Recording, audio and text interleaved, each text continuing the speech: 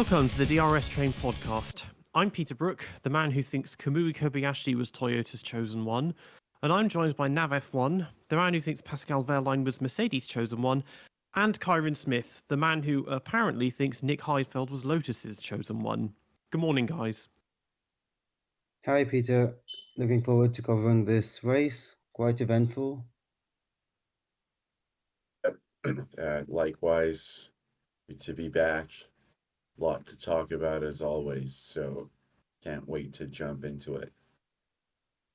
So, Mexico. I guess the best way I could summarize it would be a literal race of two halves.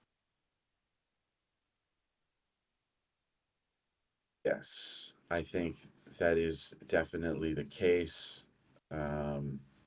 We expected a somewhat predictable race, given that one stop was predicted to be the fastest strategy.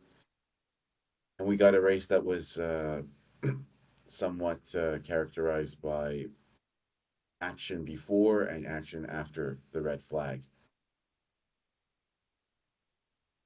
Yeah, well, one thing that I think was the main topic of the race and just kind of kept the race going for the first half, which wasn't that great, was Lando Norris because of his bad qualifying performance where, well, he started 19th due to his own mistake. Quite mature from him, I should say, to just, man up and admit that it was his fault. And yeah, he was starting from the back of the grid, which was quite surprising in the McLaren given their momentum. I think he could have qualified top 5, top 6 easily, maybe even better. Yeah, it was a bit of a slightly odd quali because again, in Q1 especially, just endless problems with track limits, which again I don't blame on the drivers, I blame on the circuit because this is another one where they've kind of added a lot of runoff where it probably doesn't really need it. I don't think.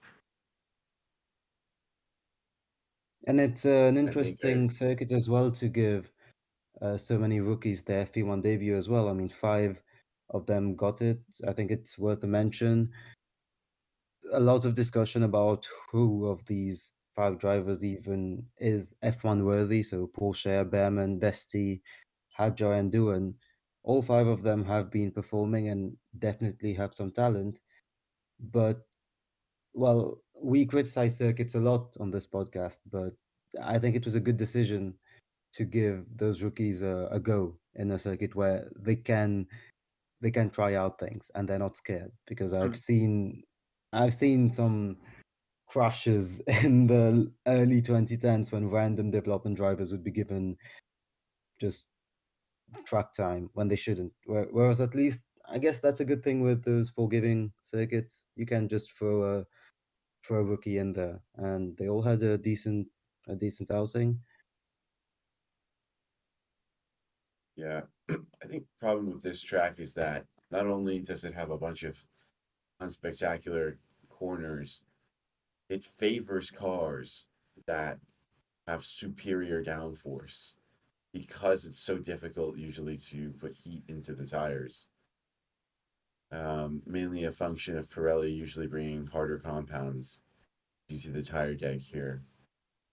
So, even any, we always tend to just see a bit of a dominant performance from one team here. And I think, I had predicted Verstappen Hamilton to run away with this. And that's a bit similar to what happened. So I I'm think not you sure meant about this softer racetrack compound, really. right?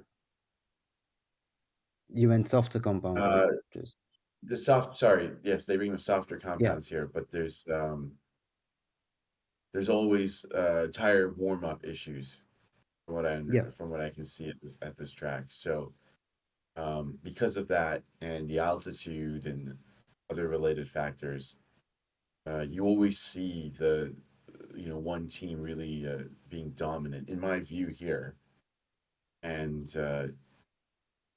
I can't really name too many great races at this track off the top of my head, so I can't say that I think that I was excited for this. But anyways, the first corner and the red flag did provide some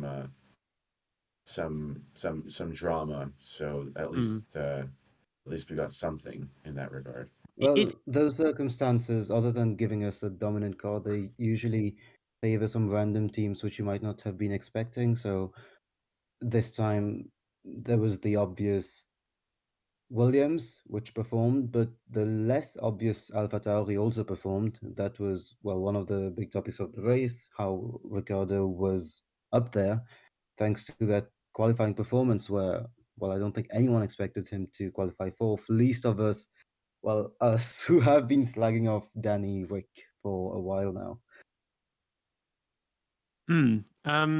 I mean, they've been obviously Yeah. they brought a lot of upgrades recently, and it's no secret that like everyone else, their upgrades are basically them copying Red Bull. Of course, even though their ties with Red Bull are gradually being broken, they probably get more insider information from Adrian Newey than every other team. Even so, so it's not really surprising that it would benefit them. And again, the Red Bull, one of its big, I mean, it's strong literally everywhere, but it's especially good in straight lines and with DRS open. And this is a circuit that has possibly the longest straight on the calendar, and so it's not. Yeah, you can see how that would work for them.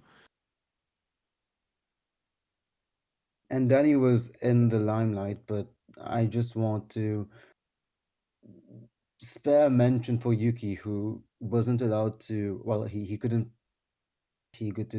get a lap in Q2, and on social media instantly, Danny Rick 4th, Yuki 15th, seemed like that meant, okay, Yuki has not been doing a good job at all this year. Yes, he's definitely not been the best driver of the grid, but that criticism was just a bit. It was like people were waiting to jump on it, and I didn't really enjoy that. I don't know if it was part of the Danny Rick fan base or just a general distaste for Yuki recently. Yeah, I think it's people waiting to sort of either him or Liam Lawson to just come in and beat him, and kind of wanting him to get walked all over. Because it does kind of, there is the sense of hitting a brick wall with him, because he's taken on that leadership role this year and been more headstrong and decisive, but the best he can get out of the car seems to be 10th, even though he's pushing probably as hard as Max and everything. And I didn't get that sense from Liam, and we don't, obviously you're not with Ricardo, that it's they're so limited, or that they can't push as hard as that. Yes, I think Yuki Tsunoda has very much benefited of Honda's backing more than anything else, because he makes an awful lot of errors for someone who's supposed to be a team leader. Where is he leading them to? The abyss? I mean, this guy makes so many mistakes. And I don't think Daniel Ricciardo is anything special either. I think the big question I had was, what would someone else have done in that car this weekend? Ricciardo's been out for several races. Tsunoda was running into things as eventually as he usually does. That car looked mega quick, and it wasn't just because of the times. Even when we were going on board with it, it gripped up. It had a lot of front end grip. The drivers could get on the throttle nice and early. I don't know, really. I'd be criticizing a lot of people in that organization for not managing the drivers properly, and for not making sure that, the other driver, whether it's Tsunoda because Ricciardo was injured or Ricciardo himself, was a top line talent. Because I have a feeling that they've wasted a very good car this year yet again. I really believe that. Well, But hey, arguably in this race, they were as fast as Mercedes and McLaren, because Tsunoda was about to yeah, overtake Piastri when he made his mistake. Ricciardo should have overtaken arguably Russell at the end. They were joint third fastest here. Look, I mean, this is an extreme example, but if we're in 1997 and I've used this example before, and Shinji Nakano suddenly drives for Williams at Argentina,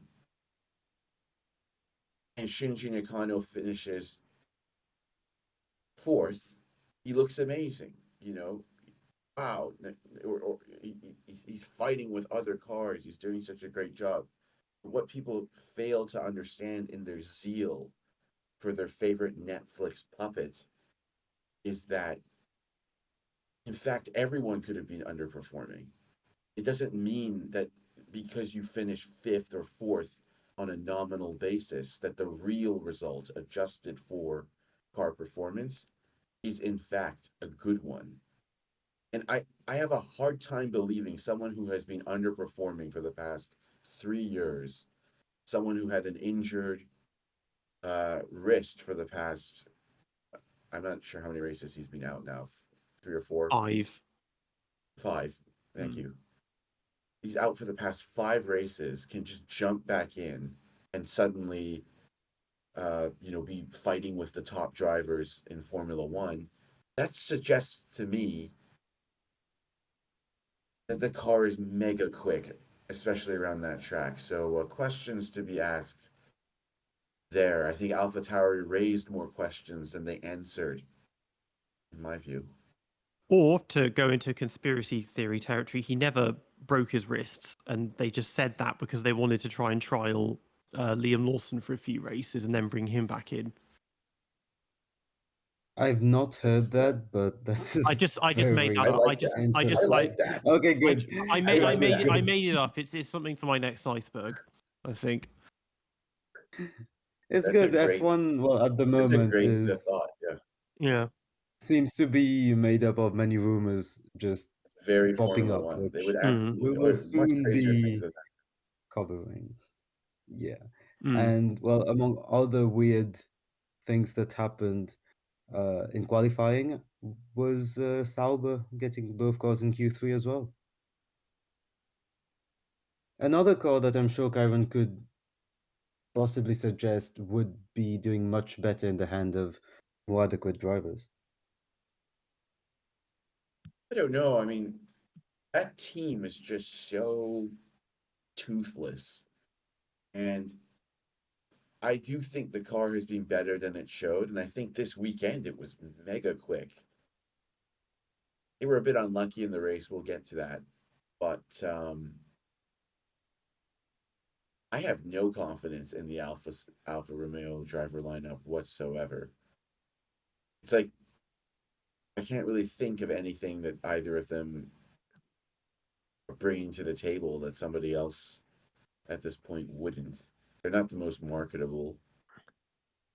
I mean, Zhu is obviously, his nationality is that of the biggest GDP in the world, biggest GDP country in the world.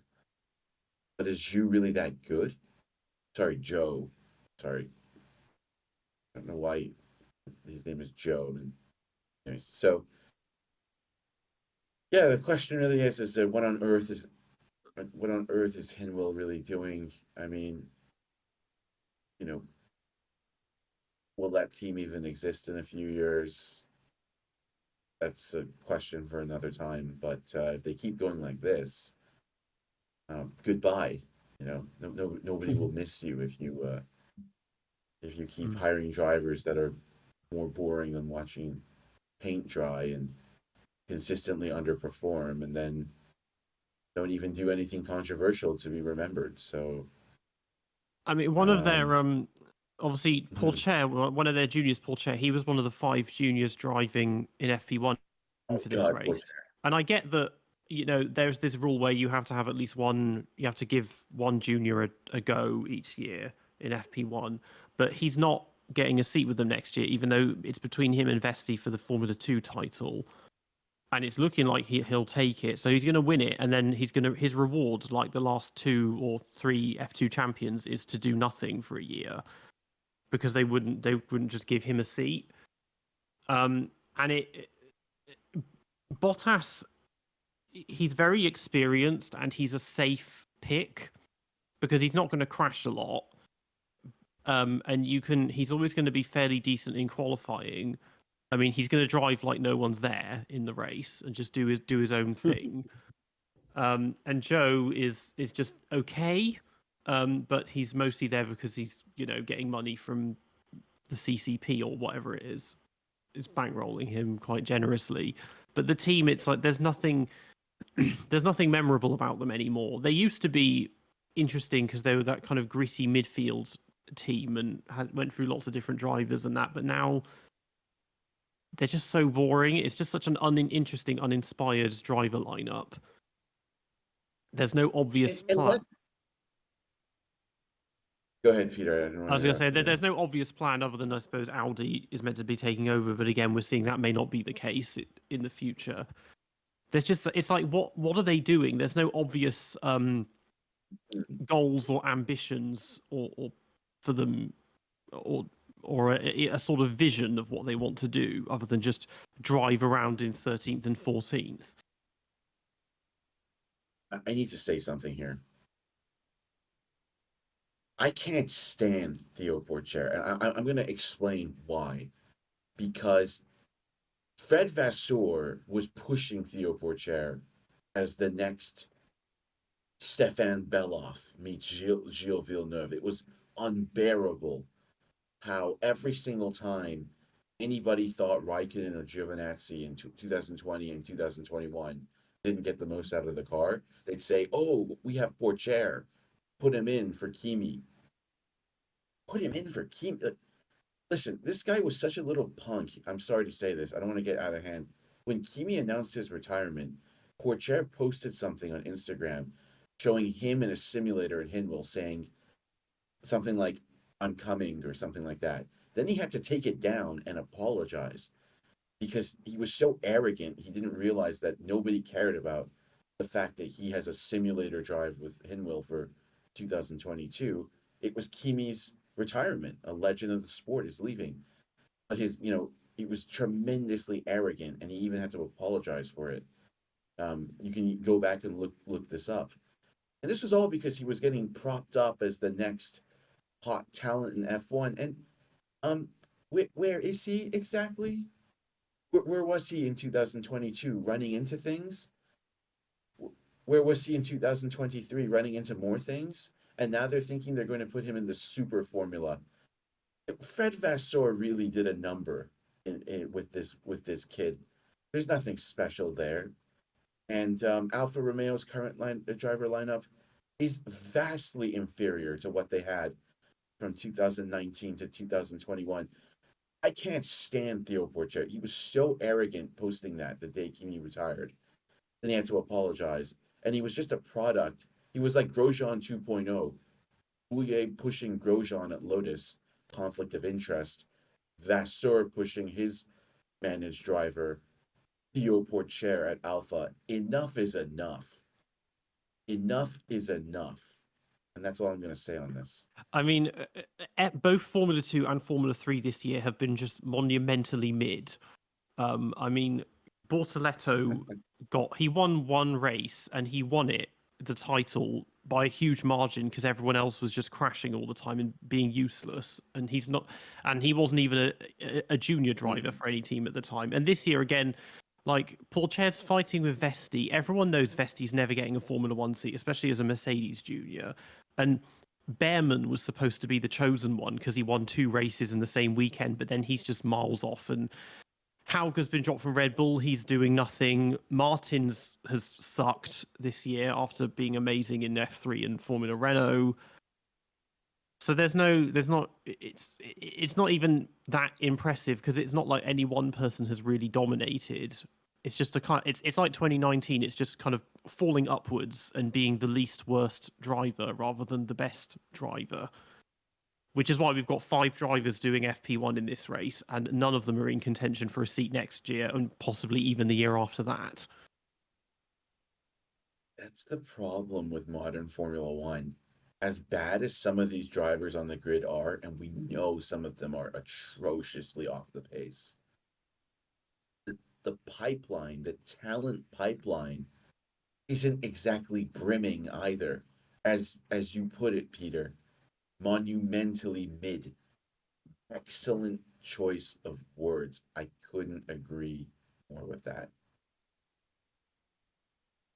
It's funny we talked about Formula 2 because one Formula 2 phenom who, well, at least he delivered this weekend was Leclerc, who stuck it up on pole, only to, well, lose it before turn one.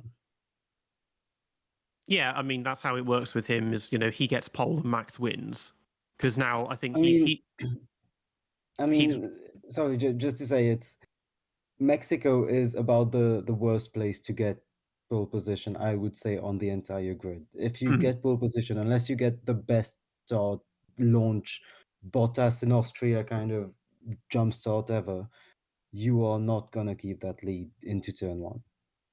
Yeah, it's that and Sochi, although Sochi is not on the calendar anymore. But yeah, because it is. I mean, I'm pretty certain it's the longest straight on the calendar, Mexico.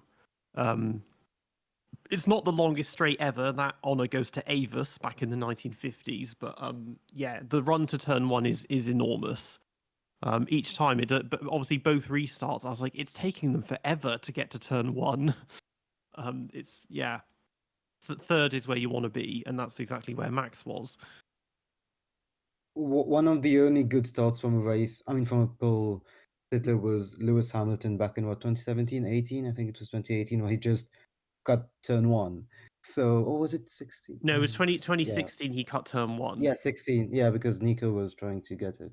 And yeah, Lewis just cut it. So I expected Leclerc not to be leading into turn one. I thought maybe Sainz would have just caught some slipstream. I did not expect Verstappen to. I mean, I should have, but I did not expect Verstappen to just come storming through the middle. And well, the talk of the start of the race was Perez, who, let's be honest, he had a really good start. And if he hadn't gone through this extremely stupid move, he could have had a very famous start.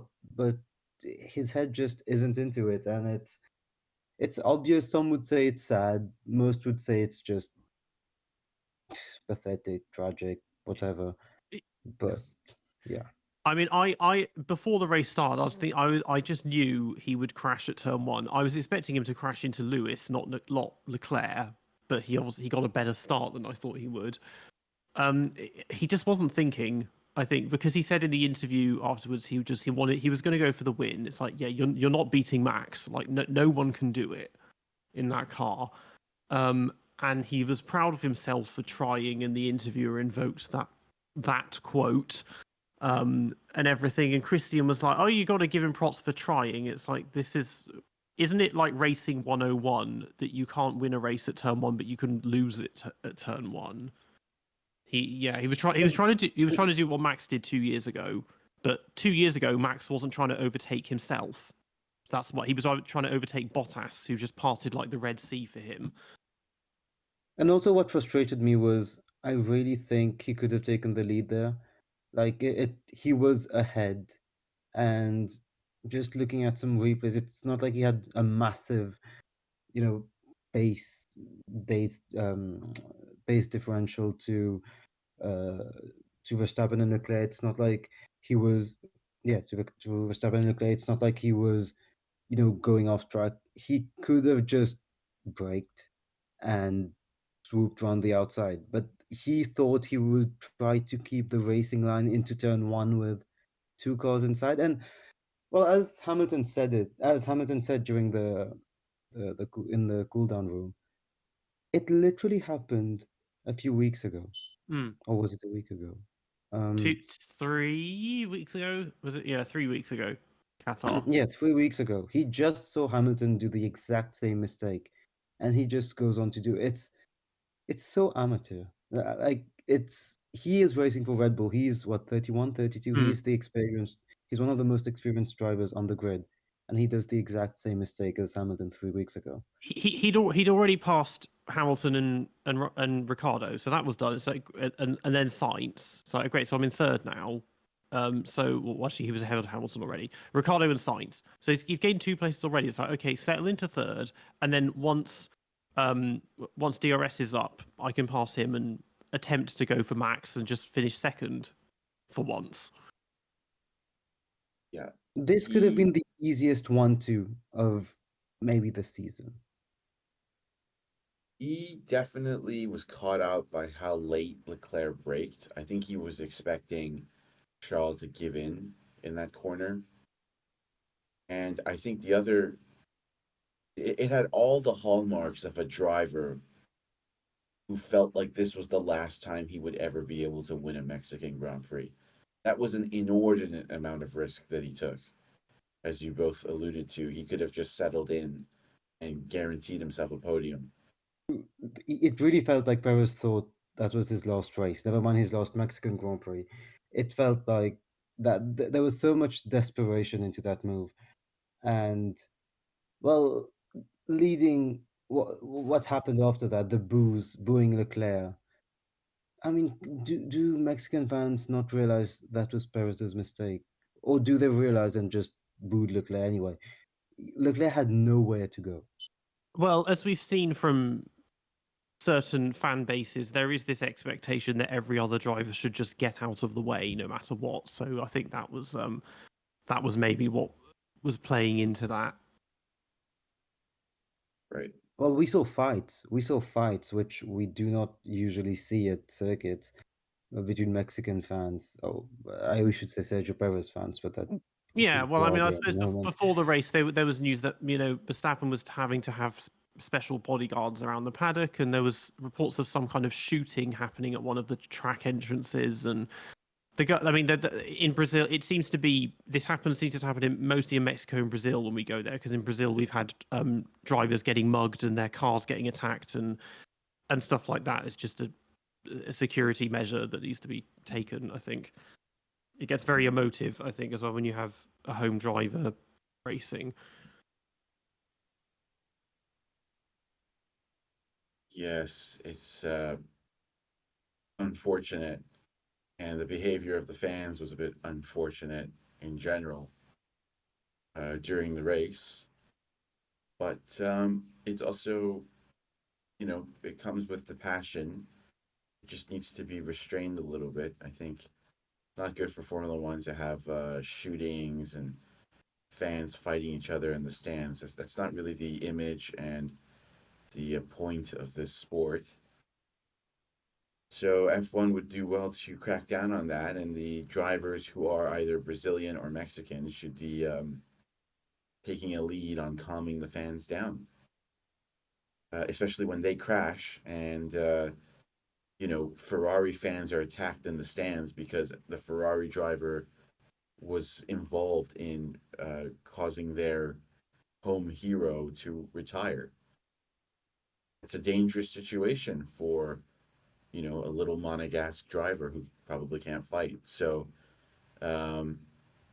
that's not something to laugh at. I think in that situation, Charles Leclerc is not safe because if there is a hardcore fan, Leclerc will be targeted. So Perez, I think, did a good job in immediately saying like, look, this was my fault. Credit to him.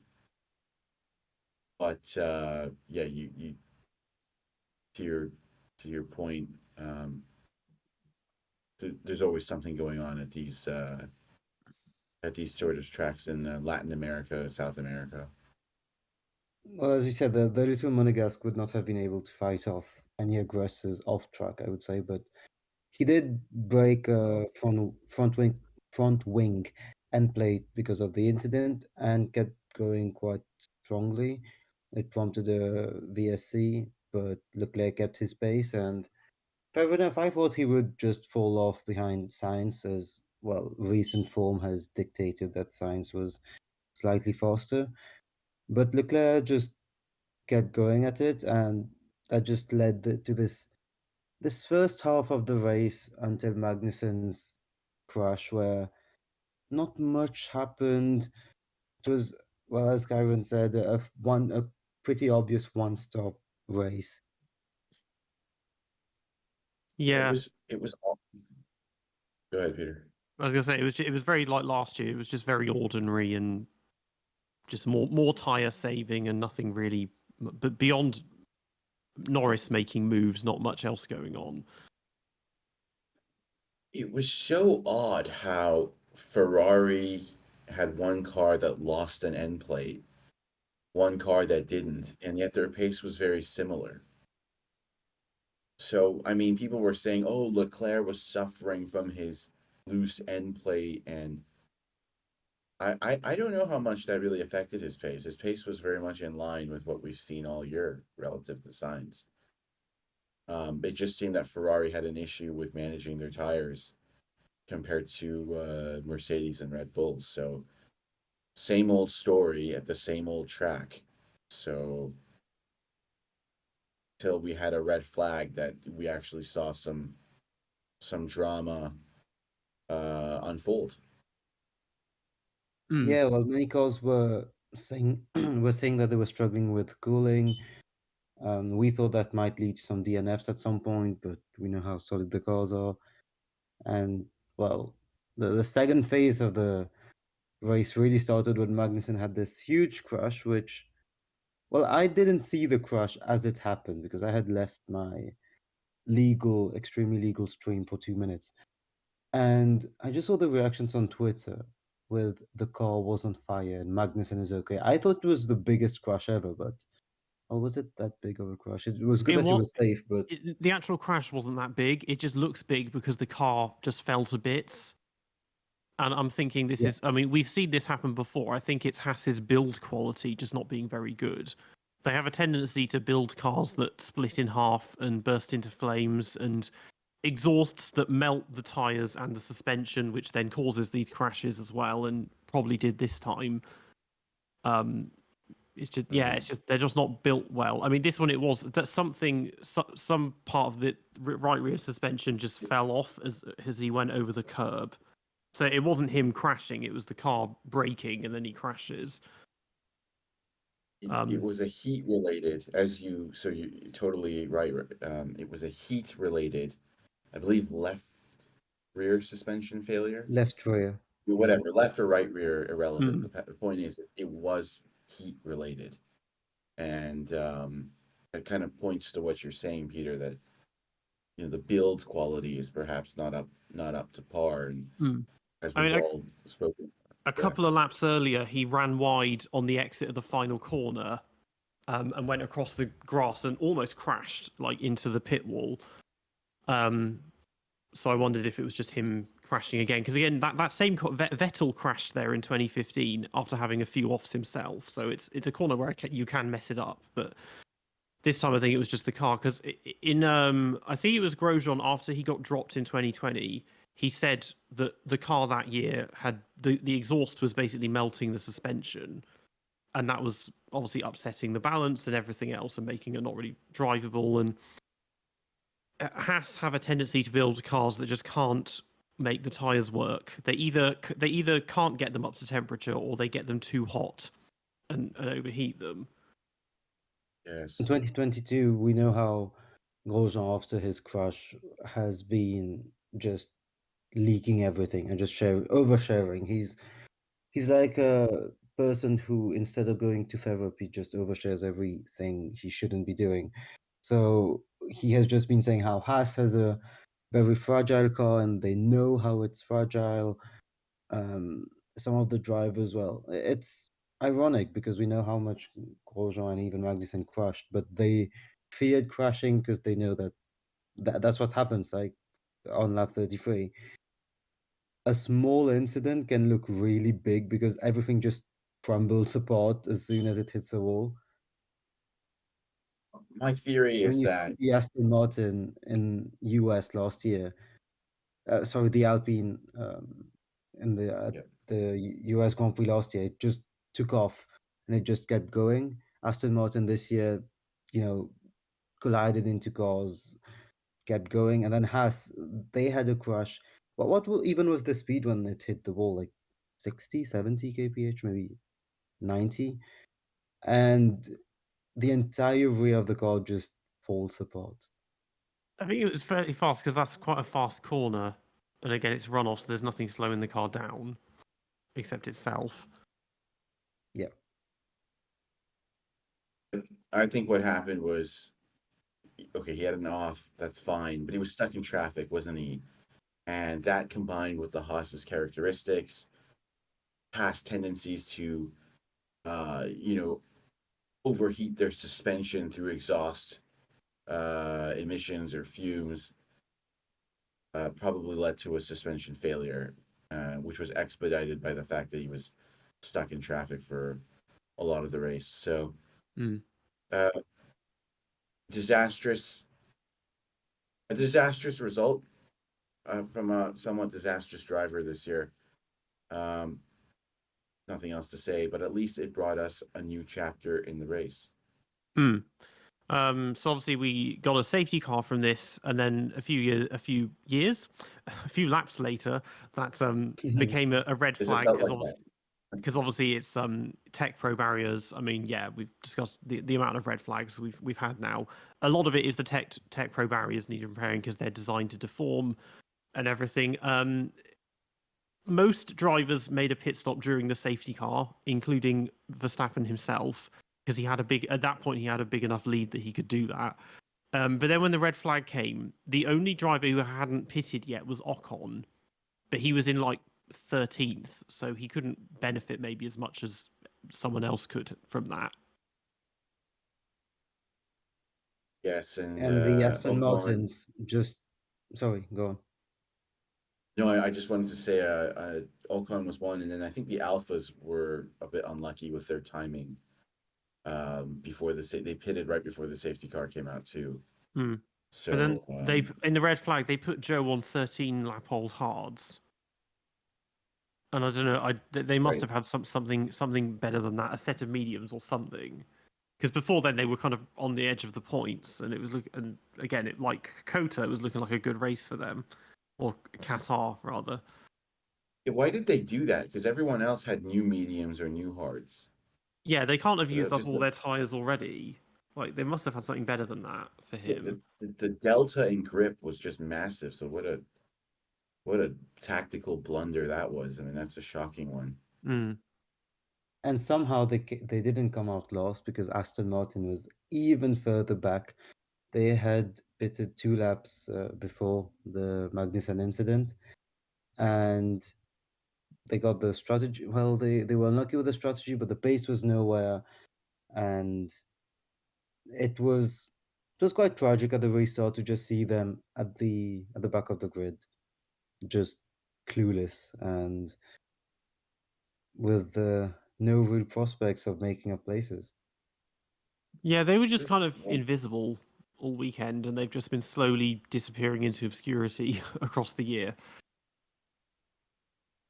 They've gone from Lance Stroll disliking the car to now both of their drivers disliking the car. Alonso was complaining from the very first practice session that the car is basically undrivable for him. Very rare to see him saying that. And he admitted from the free practice sessions, again, this is his words, not mine. I want to be very clear. He clearly said Lance has more confidence and speed than me. So that's a big red flag when someone is saying Lance Stroll has more confidence and speed. You know you have a serious problem with your car, especially if it's somebody like Fernando Alonso, who we think is much quicker than Lance Stroll. In fact, we know he's much quicker. I'm going to take that back. We know he's much quicker than Lance Stroll. So either a few things are happening. Aston Martin have completely gone off the rails with their development, and they've sabotaged both drivers now. Not sabotaged, but disadvantaged. 2, Alonso had an off weekend. 3, Alonso is starting to decline massively. I'm not going to go... Yeah, go ahead. So I was going to say, I don't understand how a car can get worse to drive across a year, because if you if you introduce upgrades that don't work, it's like great, take them off. Obviously, the old car's better, but like suddenly the car's undrivable when at the beginning of the year it was a very nice car to drive. It's like if you don't change anything, surely it should always be a very nice car to drive. Yeah, well, what if the upgrades were actual changes because the initial car is not legal anymore, which has been a big Yep. rumor as well. That yeah, I mean, Karen knows the details on it more than I do, but I think that's what's been happening. It's not as much as we're criticizing Aston Martin, they have engineers, they have people who know what to do with a car. As fans, we love to say that they have that some engineers might be clueless. They know what they're doing. It cannot be just that they have forgotten how to develop a car or they do not know how to remove the upgrades. There is definitely more at stake here. I'm sure that there's a reason that they can't just revert to the Bahrain spec because I see so many tweets and comments about they should just go back to the car they had in the first race. That they cannot do it. They cannot do it for whatever reason. They just are not able, or I would say allowed to do it. I mean, what's the point of having an illegal car if it's not the fastest? I mean, if you're going to cheat, do it properly. Like, Mm. it's if it's just it's illegal but it's third fastest. It's like, well, there's what you're doing. I mean, that happened Williams in 2019. They had to they turned up with a car which they weren't allowed to use any of the parts for testing. It was already the slowest, and then it was even slower, and they added like another 2-second deficit to everyone else once they got a car that was legal. It's like, yeah, if you're going to cheat, do a Ferrari 2019 or whatever, or a Spygate or something, and make it the fastest car, and just hope no one notices. From my understanding, they weren't cheating and trying. They didn't have like some completely illegal component, but they had stuff that was very much on the brink, and the FIA just ruled that this gray area would now become a dark area. And it's the only explanation I have. I mean, there is no way there's no way a car can just regress that way because they haven't stagnated, they have gone backwards. Yeah, I mean, there is obviously, if you don't upgrade a car and everyone else is upgrading, it will go back on the grid, but it's not going to get worse to drive. That's the thing. Because if it was just they were slow, but the car's the same, it's like, okay, well, you haven't developed it. But if it's getting worse to drive, it's like, well, you're doing something wrong, clearly. Yeah. If I mean, engineers of that caliber, they shouldn't be introducing upgrades that make the car worse as well. Like all the wind tunnel, and these are elite engineers and everything. They should. There's so much. They should know what they're doing really beforehand. And And by the way, certainly, you mentioned wind tunnel. Aston Martin was meant to have such a big advantage throughout the season because of how they finished. Was it seventh last year in the constructors' standings? And everyone was just hyping up the fact that Dan Fallows, the new messiah, would know how to use the wind tunnel appropriately because they would have so much more wind tunnel than Mercedes, Ferrari, Red Bull. And then you see a car that's going backwards. I mean, it makes no sense. And They say it's down to the simulation data that they have. This is what they're saying. They're saying that, look, back at our factory, we have a basically incorrect stream of data from our simulation tools. And that's causing them to go down a wrong path. Now, that's all fine, but that also raises a question, why is that the case? I thought this team was supposed to be more professional than that. And to both of your points, the cars just it's dropped so far off the pace. You got to think there were some mitigating factors they could have done to arrest the slide down the order. So, this is a huge challenge because not only now do they not know if their updates are good or not, they have to fix an inherent issue with one of their simulation data tools back at the factory. And on top of that, we think Mexico probably didn't suit their car, just the natural characteristics that car has displayed, because it hasn't been very strong in high-speed corners and low-speed corners. It's really just been the medium-speed corners.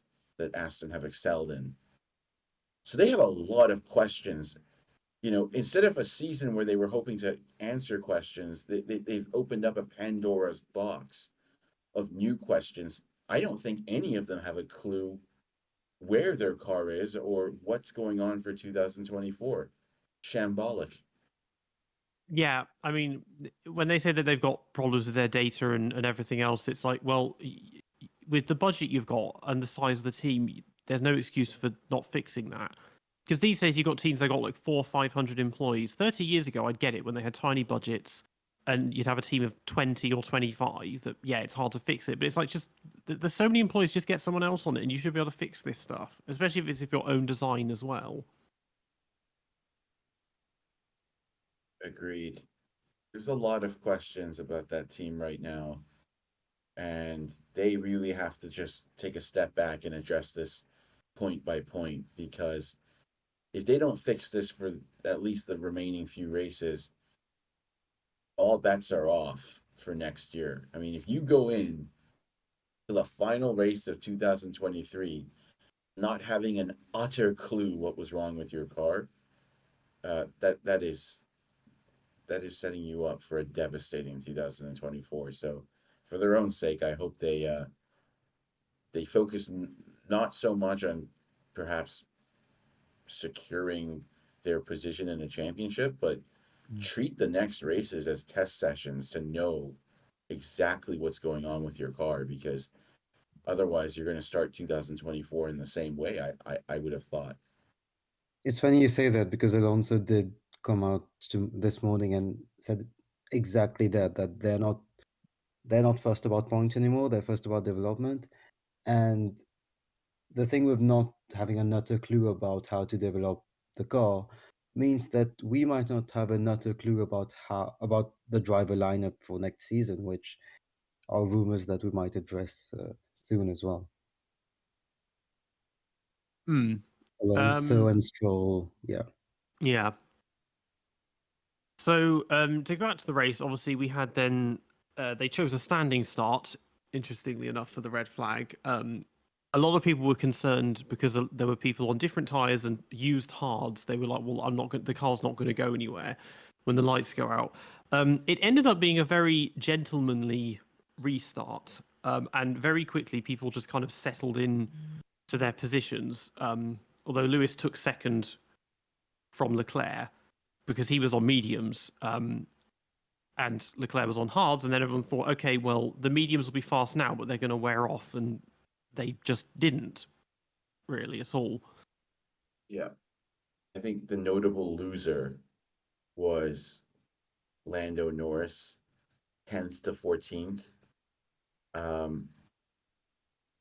That was notable. He just fell down the grid after a bad start. Hamilton had a good start. How high do we think uh, Norris could have finished if he didn't mess up his start? I think he could have gotten the podium.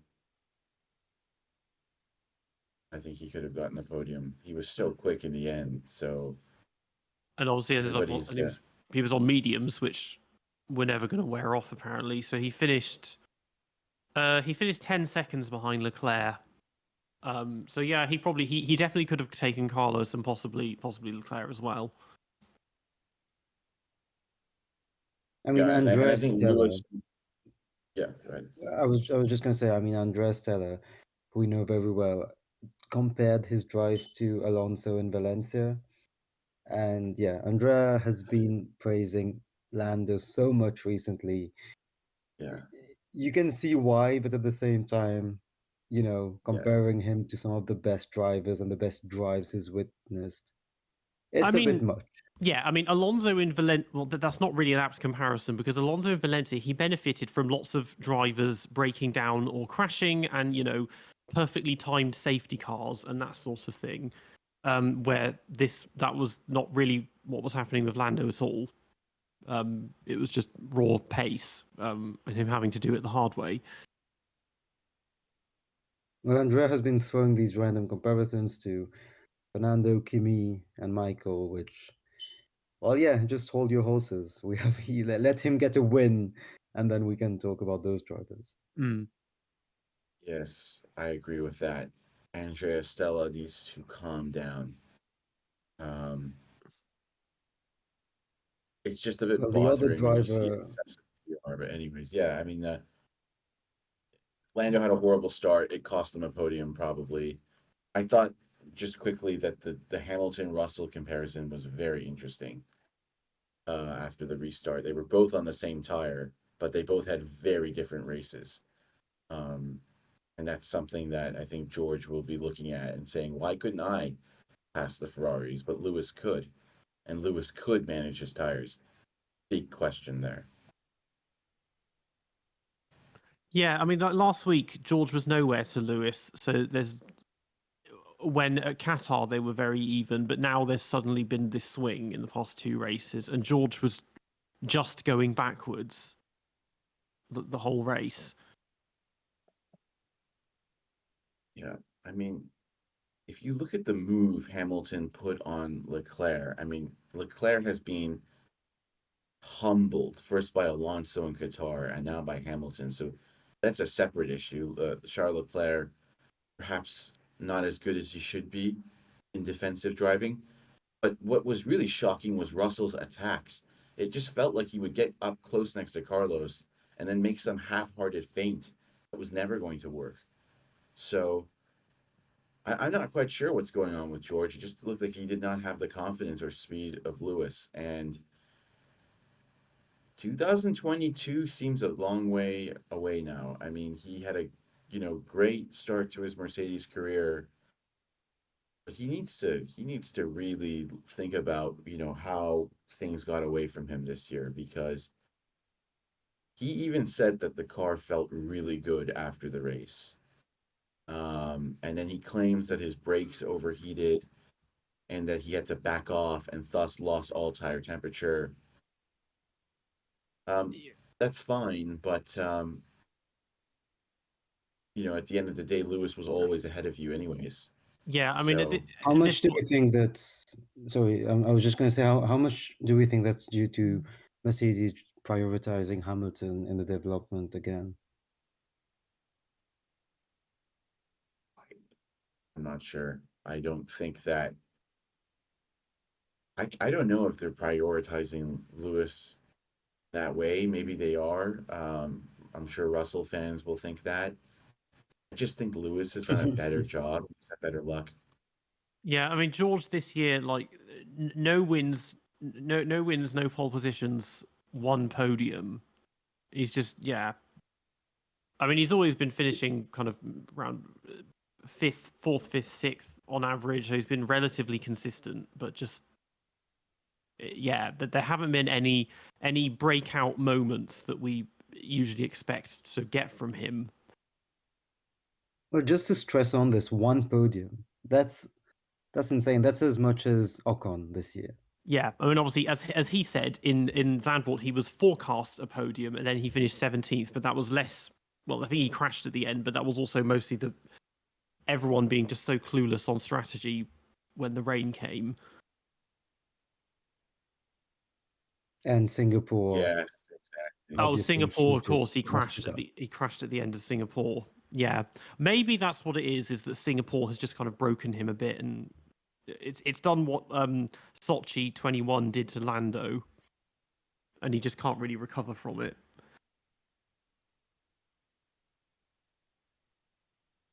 Yes, his Vettel Hockenheim 2018 moment, except too early in his career to have moments like this. Hmm. Put your head down, son, and keep driving. There's nothing to be sad about. You have to just go on with it. You're still young. You still have a whole career in front of you. But it doesn't look good to get thrashed by a 38-year-old Lewis Hamilton. And that's unfortunately, again, I'm not a particular fan of either driver, but that's unfortunately what's happened this year. And George has to take a long look in the mirror, because you only have so much good grace. I mean, if Hamilton thrashes Russell again next year, who's to say Total Wolff won't be looking around for a replacement for both of his drivers if he doesn't think George can get the job done? interesting times for Russell. Interesting Well, times. there is a certain 17-year-old in Formula 2 next year that maybe might be looking to take that spot if he can't do it. Yep. Yeah, that 17-year-old is Kimi Räikkönen. I'm sorry. Kimi Antonelli. Is that who we're talking about? Yeah. Right. So Well, that would be that interesting. was a joke. That was a joke, by the way. I know. Yeah. Yeah. George must be a bit wary of Kimi, I would say, because he is this season has not been great at all. One podium, yes, numbers don't mean everything, but one podium is abysmal with the car they have, especially when Lewis could be getting P2 in the if Lewis gets P2 in the standings and Russell is down in what would it be, 8th, it would be extremely bad for his career. And Yeah. his I mean, Lewis has got 6 podiums now, which would have been 7 without the disqualification. which is still somehow less than Alonso at Aston Martin, who, well, he had to retire the car. Was it due to the debris, the suspected debris from lap 1, or was it what some would call an Alonso retirement, which is Alonso deciding to not finish the race whenever there's nothing at stake and whenever the car is just simply too bad? You often saw this at McLaren. It happened once or twice at Alpine, I think in 2021. I think the Alpine ones were legitimate, but the McLaren ones, yeah, I think that's what gave rise to, well, this Alonso retirement term. I think it was a GP2 engine moment. Him just rage quitting. I he do was as well. last. And To underline it, he was last, and he had to properly let last. Lance through in the beginning. He had to let Lance through. I mean, disaster.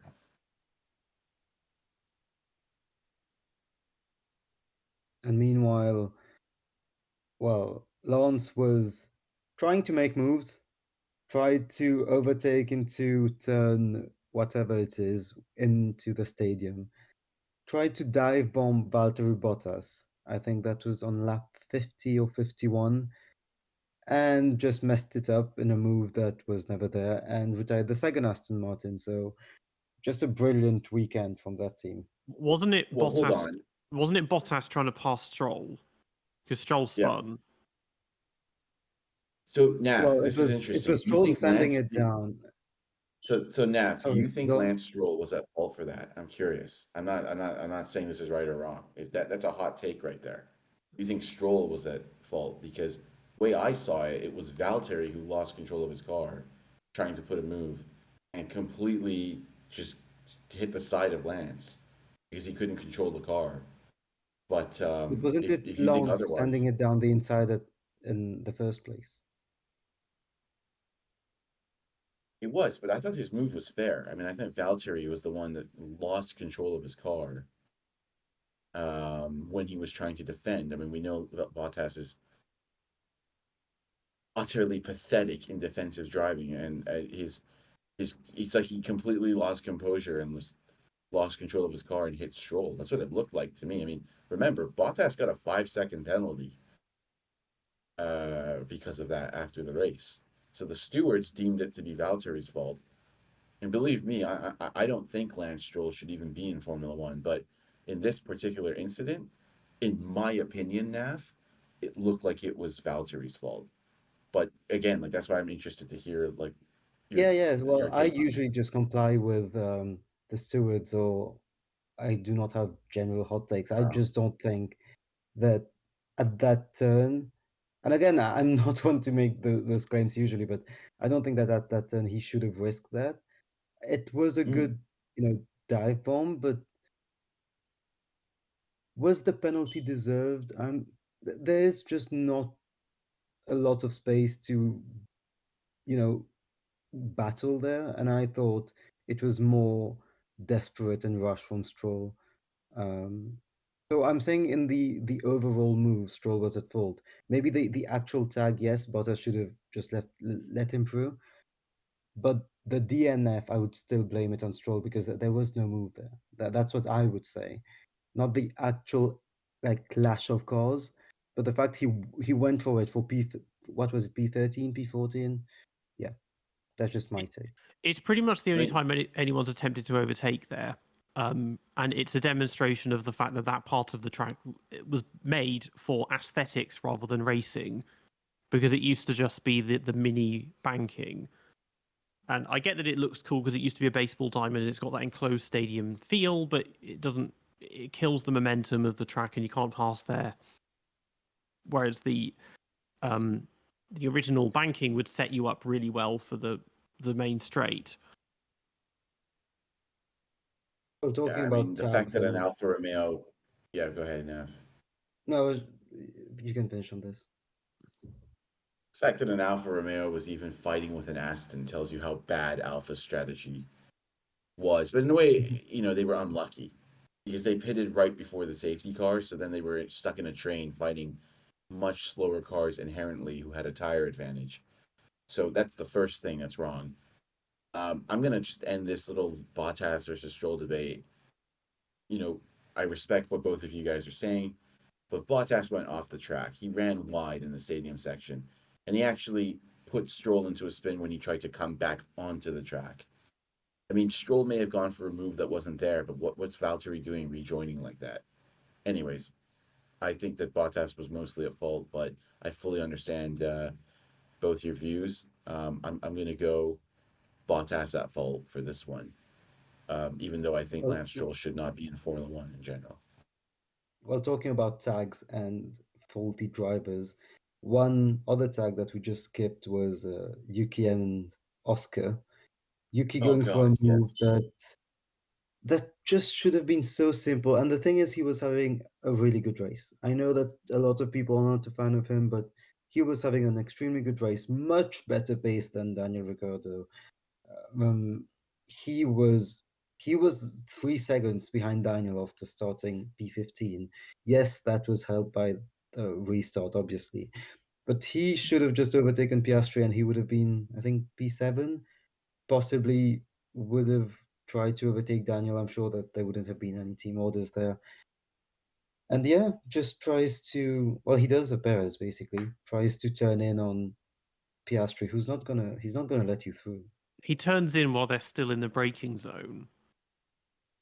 Like Yeah. it's not they're nowhere near the apex when he tries to turn in on him.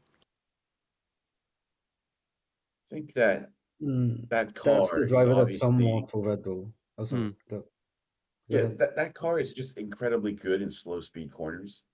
I expect them to have a good pace in Brazil as well because of that in the slow speed, and I think that's a chance for Yuki to make up for this totally inexcusable mistake, as you both said. I mean, he just turned into Piastri as if Piastri was like a ghost and would just disappear. Totally unnecessary. He had the pace to beat Ricardo, but you can't say he had a good race because he ruined it all. At the end of the day, you can make all the progress you want. If you don't execute, you don't get any credit. And Yuki Tsunoda has just shown to be a driver that makes a lot of mistakes. And, at some point, you may look like a 12-year-old, but you're not going to be treated like one. I mean, ultimately, if you don't perform, you're going to get criticized. And, he's got to start to put things together. You can't just show good pace in quali or good pace in one stint of the race. You've got to carry it through. You've got to go in there, beat your teammate, and manage the pressure that's on your shoulders. And he's doing a horrendous job of that. So, wasted opportunity for AlphaTauri, and Alfa Romeo, but AlphaTauri in this case. I So, mean, they could have gotten, what was it, 14 points, which would have been double what they had in the entire season, nearly double. they would have had a big point advantage over Alfa Romeo. They're still equal with Alfa, but they're only ahead based on some results because of Daniel. So yeah, Ricardo's Daniel's result. P7. It's that But they would seventh have is what's keeping them ahead. Yeah. Exactly. And that looks bad for Yuki because it's like Ricardo's been out and he comes back and he outshines you right away. What are you doing? And then the second thing is that's still not a sure thing because this Alfa Romeo has pace for whatever reason. Their update that came, I think, in Suzuka or just before AlphaTauri, that. you mean? No. I mean Alfa Romeo as well Oh, sorry. because they're equal with Alfa Romeo and both Yeah. cars have pace. What I'm trying to say is that there's no guarantee that either of them finishes in that AlphaTauri beats Alfa Romeo because Alfa Romeo also have a good car. So it would have been good for Yuki to score points. That would have given them a buffer. They have zero buffer literally right now. They're only ahead based on count back. They're equal in points. So, both drivers need to be on it because I think Bottas and Zhu are going to be in positions to score points in the next few races. So will AlphaTauri. So it's going to be a straight shootout between both drivers and both cars. And I have no idea who's going to win that one. Not a clue. They've both been making so many mistakes, but interesting times ahead. Alpha versus Alpha. Yeah, and as you said, AlphaTauri is currently leading thanks to Ricardo's P7, which could have been a P6. Late squabble with Russell. We spoke about how Russell having to squabble with an AlphaTauri is just laughable as a sentence. But finished P7 in the end. Norris P5 after that recovery drive, which deserves its credit, especially with the bad restart. Albon with more points. So Albon F1 team now on, is it 25 points? 28. 28. Well, 28 for Williams and 27 for Albon F1 team. With Yes, Sargeant retiring for, well, we didn't really know why he Well, retired apparently at it was a the fuel end, pump but it thing. was fuel pump. And it's like, okay, if that means that he's going to get disqualified because there's not enough fuel, he used as much fuel pitting as he would have crossing the finish line. Just cross the finish line and pull over immediately, because then at least you can finish 12th and match your actual best on-track result from Kota. But no, he just has to drop off right at the end. I mean, he had, again, it was, by his standards, it was a good weekend, because even though he never got a lap time in qualifying because he track limits on both laps, even though he was the slowest anyway, he did a Latifi. He went purple in the first sector and still set the slowest time.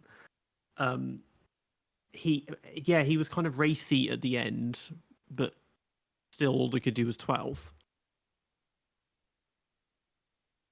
Yeah, I mean, he's just always behind Albon, and that's the problem. I mean, Logan really needs a weekend where in a straight fight he just beats Alex, because I understand he's a rookie, but Piastri is able to beat Norris occasionally, and at some point Sargeant should be able to beat a somewhat weaker benchmark in Albon. Albon drove another very good race. He made a good start at the restart. But that team is really relying on one driver. Yeah. They need at least one weekend where he's just faster, because even Bourdais was faster than Vettel in the old race in 2008, and he just hasn't been. He's never been faster than him at any point this year. Exactly. And it was the same. Latifi was never faster than George. He just got lucky in Hungary that he was able to be ahead of him and get points before George. And this is a driver who was rated much higher than Latifi, because a lot of obstacles and bad luck in his junior career, despite how much money he's got, but still perfectly competent. And he's just been so average. I don't think Logan Sargeant ever really deserved to come to Formula One. I think it's no secret that Liberty want an American driver, and he's the prime candidate. His team boss actually had passed him over at Mercedes. James Vels had said that he had never seen really anything special about Logan, and at the beginning of the year he had to take that back and say that, oh, I was wrong. I wonder what he's thinking now. Maybe he was right.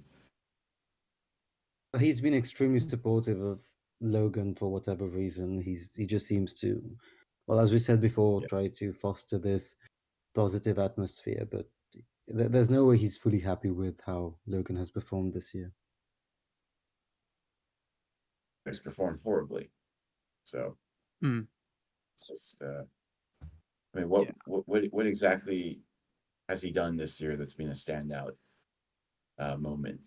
Getting points in his home race because a bunch of cars got penalized. I mean, that's. I mean, the only thing that comes to mind is Zandvoort. He made Q3 even if he crashed in Q3, and a lot of the he was in Q3, wasn't he? I think he started 10th, but he crashed in Q2. Either way, he made it out of Q1, which is a victory in itself. But then I think he crashed in Q2 and made it into Q3 thanks to his crash. Yes, that was what it was. So he started 10th by default, and they wrecked his race almost immediately by holding him for such a long time on the dry tires, and then the car breaks and he crashes. But yeah, but otherwise they haven't. The first race was okay, but that was his first race. I mean, he was kind of fighting with Oscar back when McLaren were awful. Yeah, there isn't anything really. Honestly, I just remember him at the start in Australia. He just drove. He drove into the back of like 3 other cars. I mean, I think it was De Vries he rear-ended. That was so pathetic. I mean, I'm sorry. I don't care if you're a rookie. You can't be doing things like that. It's dangerous. Like learn your braking points. Goodness sakes. Like, how can you just drive into the back of another driver like that? I just don't understand. I'm not an F1 driver, but I don't understand. Yeah. So. But looking a bit more to the front of the grid, in that with the end result, Ferrari ended up having a race very similar to Cota, where they weren't really racing; they were just endlessly tire saving and cycling through different plans and letters of the alphabet to find a pit strategy, and just not doing anything really. Like the second half, because we thought Leclerc we thought, oh, he's passed by Lewis, but maybe he'll pass him again because the tires are better, and then he just didn't get anywhere near, and he lost like 25 seconds to Max in the final stint on the same tires. And him and Carlos, they just drove in formation, just not doing anything really all race. And it goes back to what we've been saying. Just try something. There's nothing at stake, so just try something to challenge the top 2. I think Hamilton had a phenomenal race, and Leclerc could have defended a bit better, but apart from that, they probably got the maximum out of the car. I think the only thing you could say was Leclerc maybe could have defended a bit better against Lewis, instead of questionable late blocks. But it seemed what is there's what gives me pause about saying that they could have gone much better was that both cars were similar in pace. They were both having to constantly manage tires and temperatures after qualifying on the front row. So definitely some deficiencies in that car still. I feel like Leclerc is kind of speed running as Valtteri Bottas, where he's this young gun, very promising, and he's sticking it to the big guys. And then he's in a good car and he can qualify well, but then his racecraft just vanishes and he just sits there just letting people pass him and making half-hearted attempts to pass other people and just being very, very gentlemanly and very kind of. I mean, very, the number is now 10 Verstappen wins from Leclerc poles. That's the most gentlemanly thing you could do. Yeah, and he's also got 20. He's 22 pole positions. It matches Alonso, and he has 4 wins, and Alonso's got 31 or something. 32. Yeah, he's Gilles Villeneuve on Saturday and Jacques Villeneuve on Sunday, basically. Yeah, well, that's well put because Mm. Charles Leclerc at least. Anyways, go ahead now. No, just I agree with Peter's what Peter said. It's just weird how fast he is on Saturdays and how on Sundays it goes away. And he knows it. He doesn't care when he gets pole because he knows that Max is going to win. Like we've seen that Baku Spa this year, he was just like whatever. Like it's not going to happen. It's one of the worst. I think at this point it is the worst conversion rate in history for pole positions to wins, at like less than 20%. Yeah. And I think it speaks broadly about something I've spoken about. We have a young generation of one-lap merchants who don't have the same level of race IQ and race management as the generation not before them, because that was a very weak generation, the Grosjean Perez generation, but they don't have race management and race IQ as the generation one before that, so 2 generations ago. And that would include, in my opinion, Hamilton, Vettel. And they certainly don't have the race IQ of the Alonso generation either. So something is missing from these young drivers. They seem to be very good at putting in that flashing one lap. And then they just seem to be very uncreative. As you said, Peter, very docile and not very strategic in how they manage their races. Anybody can drive one lap quickly. It takes a special driver to drive 53 of them quickly. And apart from Max, I don't see a great deal of tremendous racecraft on this grid from that generation. Because The if only Leclerc, exception I go would ahead. give might be Carlos. I don't think so. He had a good race in Singapore, but that's a good race in Singapore. Sainz is I'm not talking in terms of pace, just in terms of he actually tries to have a strategy and make stints work. He's definitely not as fast as the others, I would say, but at least he challenges teams and he thinks during races, which should be what every driver does. But as you said, most of them don't. I'm going to do okay, what but... Go ahead, Peter. Go ahead. I'm going to do what I always do and blame the tires and DRS. They can't think long because they have to spend the whole stint saving their bloody tires for their one chance to overtake. Again, only when they're in DRS range. They have to factor that in as well. But when they're within a second, and then you can take your chance, and if it fails, well, you've wrecked your tires. Because you had go back 20 years, like the tires would eventually they would wear out, but they would wear out in the sense that if you tried to run them for 50 laps, they would just explode out of nowhere rather than they just get worse and worse and you lose all your grip. And so you can't make these like sustained runs at people.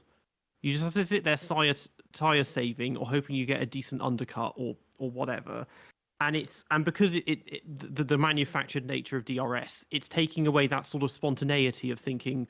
Without it, it's like, oh well, if I'm close enough, I'll just take my chance. Not think, oh, am I in DRS? Is that going to work, or will the tires let me? Maybe it is a generation thing. I mean, Verstappen is a bit different, and I think one reason is because he was kind of groomed, so to speak, by Jos, and Jos is an old school driver from the 90s. When you did have more durable tires and no DRS and all of that stuff. And Carlos, his dad wasn't an F1 driver, but he was a rally driver in the 80s and 90s, and maybe they're learning these sort of more outdated methods from their parents, I suppose.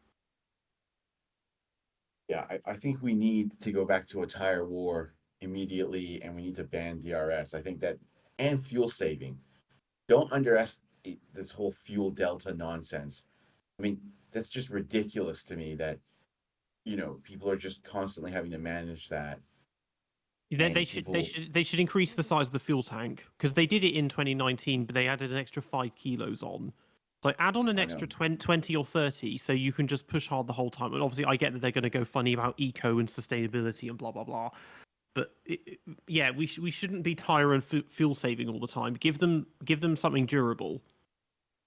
The issue with banning DRS is we would have to rename the podcast as well. Yeah, just She'll just the keep it. the train podcast. Yes, we're train enthusiasts talking about Formula One. Mm. Well, the Trulli So- Train podcast with all Trulli stands. Yeah. Well, talking about Truly Train, Hülkenberg actually he created a bit of a Truly Train at some point, and I think it helped Ricardo manage his tires. Well, famous tire saving that Peter preaches. It helped Ricardo because Hülkenberg was just holding everyone back, and at some point Ocon hit us with this hilarious radio message of, "You can say to Haas that I'm gonna go for it, so they better be ready." Jacques Villeneuve on the French stream went on to say that Ocon is just practicing lines that they gave him from Netflix. He for some reason that line really annoyed Jacques Villeneuve. For Jacques, Netflix told him to say that, and it, Jack is the man. it's funny I because agree with that. That's Yeah. awesome. Did he even go for it? Like, I think he obviously he did pass him eventually, but I think it took maybe 12 laps, I think. yeah, I think he just passed him by default because Nico's car went full Hass on him and the tires went off a cliff. Yeah. I think that actually may be true. I mean, honestly, I believe that. I mean, I thought maybe Ocon was playing some kind of 3D chess where he was banking on that radio message to be broadcast, and then Haas telling Nico, watch out, Nico making an unnecessarily defensive maneuver, and then Ocon being able to pass. But then I realized I don't think Esteban Ocon can do that. So it took Unless him it's his teammate, so. Karen. Unless he's fighting his teammate. I mean, Oh yeah, unless it's Fernando Alonso. Hülkenberg finished 13th behind Tsunoda, so obviously I think the tires just disappeared on him. Yeah, they definitely did. I mean, the Haas, we've all spoken about the deficiency of that car, and it was only a matter of time, but it see, when a driver puts himself out there like Ocon did, it it it raises a credibility issue. I mean, if you're saying you're going to make a move and you don't, you just look like you're bluffing, and no one's going to take you seriously now. I mean, it would have been better had he said that and then made the move immediately. I mean, it happened last week in Kota with the final stint when Carlos was going to chase down Lando. They'd spent 50 laps tire saving, and then him and his radio engineer were like, "Yeah, let's go," and then they get within 5 seconds, they're like, "Oh, I can't catch him," and just give up. It's even sadder when you know that the radio Yeah. messages are broadcasted like 2 laps later. Mm. So Ocon said that 2 laps before. So it actually took like 13 laps for him to get that move done on a Haas as well. Mm. He did beat Gasly, and he did get a point. So, I think that's good for Ocon. He needed that. He needed to say that I could beat Gasly in a straight fight after what happened recently in Suzuka, and just generally Esteban has not had a very consistent season. So I think Esteban was very happy with the result, as he should be. Gasly was not. But Gasly was very close to Esteban. With Aston Martin out of the way, they shouldn't have been finishing behind like AlphaTauri and Williams. They should have been higher than 10th and 11th. Yeah. I think Williams was catchable. I'm not quite sure why. I think Albon's start at the restart definitely helped him, and while Ocon and Gasly were stuck behind a Haas, Alex built that gap, and I think you're right. I think had those cars been in free air, there's a very good chance both Alpines could have passed Albon, but they didn't. They didn't get it done.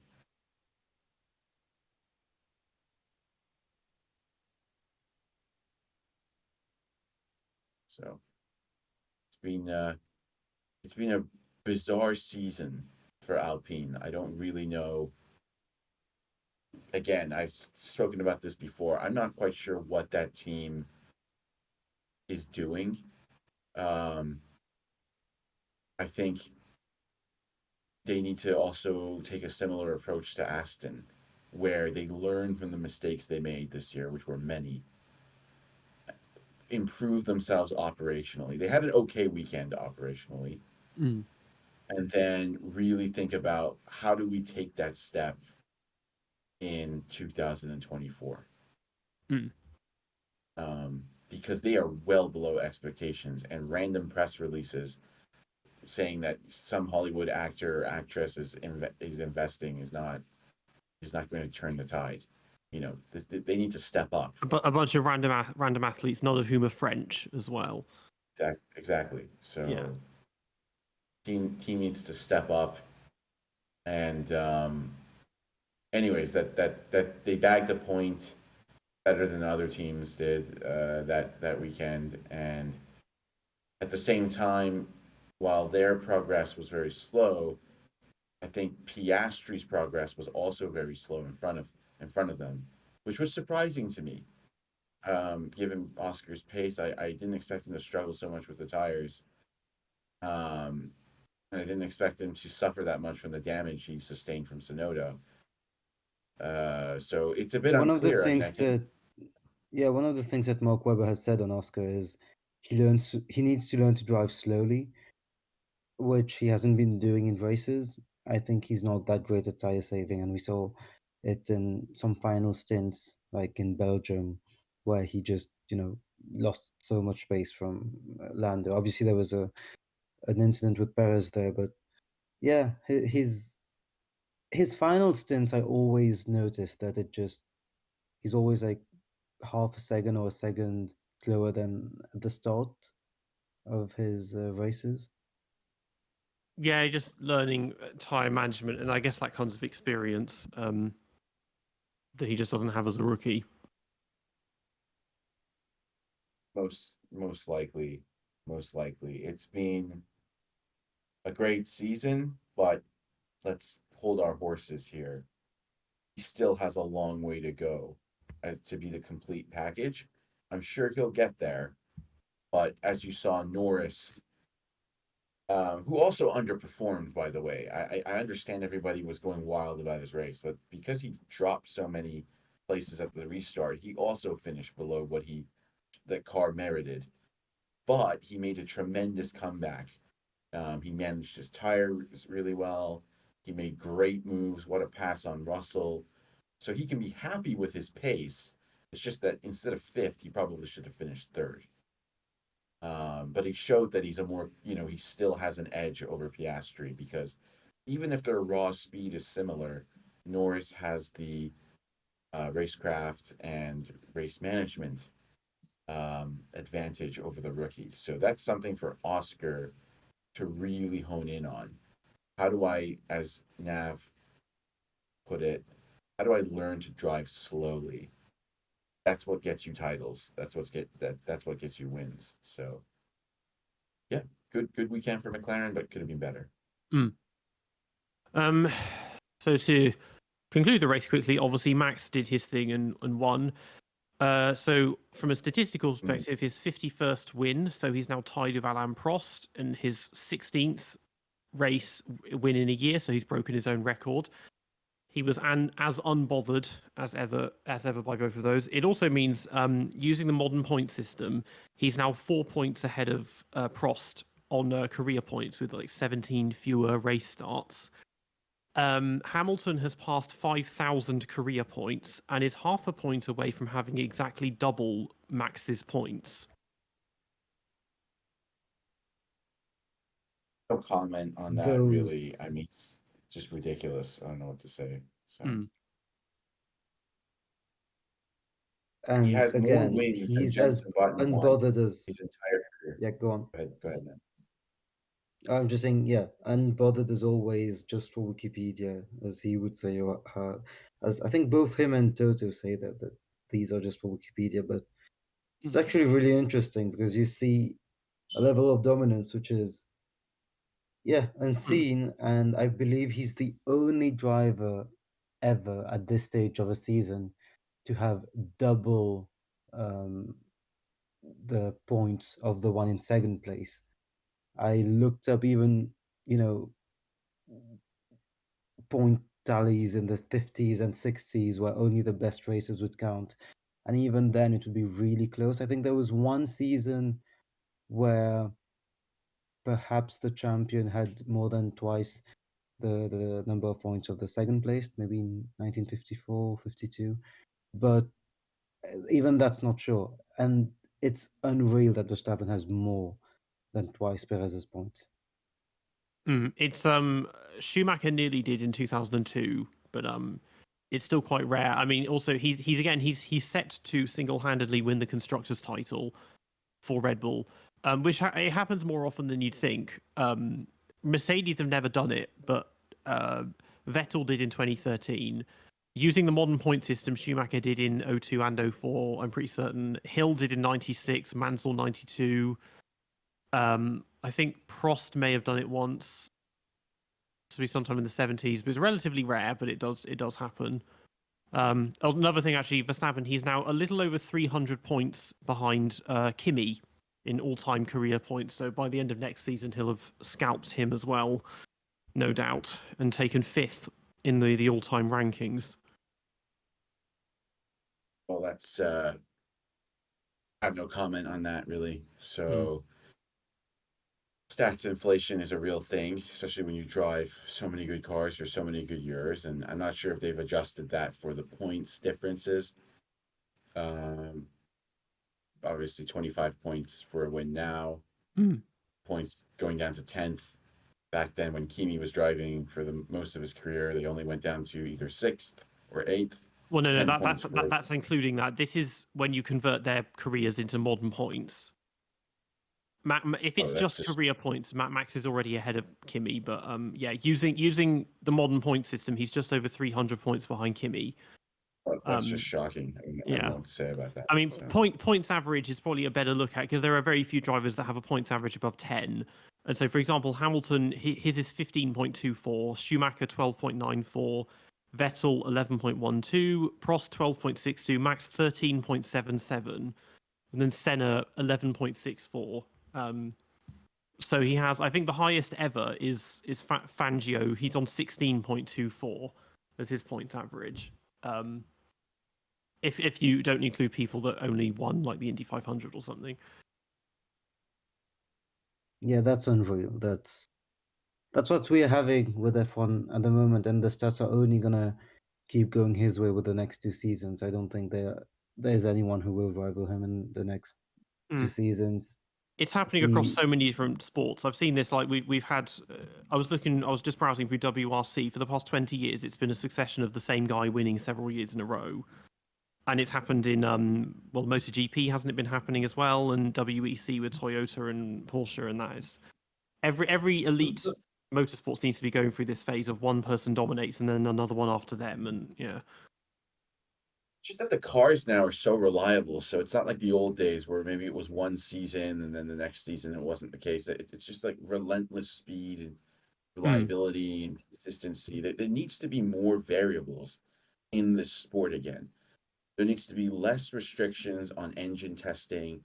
There needs to be more aggressive tires, a tire war, refueling, more variables to make the cars explode, fail, make the drivers make errors, punctures, engine failures, difference in performance based on one tire manufacturer being stronger than the other one, differences in performance because someone could take a lighter fuel load and just completely mess up the quality order. This sport has become way too static strategically. There's only so much. Yeah, go ahead. It's everything I said in my my manifesto, basically. Yes. To change it, make it more creative. Because yeah, this year obviously reliability has never been better, but because there have been a lot of accidents and stuff and things like Australia, it's fourth in terms of finishing rate. Because again, I have a table for this. 83.82% is the average finishing rate. Whereas the highest is 2021, which is 87.41. And again, that was a year that reliability was just as good and a few accidents, but not many. The worst year, 1984, 40.49%. And obviously that's the peak of turbos and all of that. I've always said that there are too many cars finishing now. I'm not wishing cars to explode, as Ciaron said, but I would like some engines to go out and go off, and just cars which just have failures. It adds to racing. Racing has those issues, and we see so many races now where you get 19, 20 finishes. Listen, I It's agree really with not what that you want. completely. It's sad to say it. Yeah, it's sad to say it, but it's not what you want. It's not just that. I mean, that is a huge part of it. I totally agree with what both of you said. Think back to the mid 70s. You had teams showing up with 6 wheels on their car from one weekend to the other. I mean, that's the kind of thing that makes you so excited before a race because you just don't have a clue. There should be way more openness in the development front for the teams. If Haas want to show up with a 6-wheel car and a double front wing, they should be allowed to. I don't understand why this isn't more open in terms of just more possibilities for teams to experiment with aerodynamic designs, more possibilities for teams to get it wrong in a weekend because there are no restrictions on your engines or the aggressiveness of your tire choice. And furthermore, there needs to just be more variables like refueling and a tire war in general, because you will come to every race and say, I don't have a clue who's going to be where.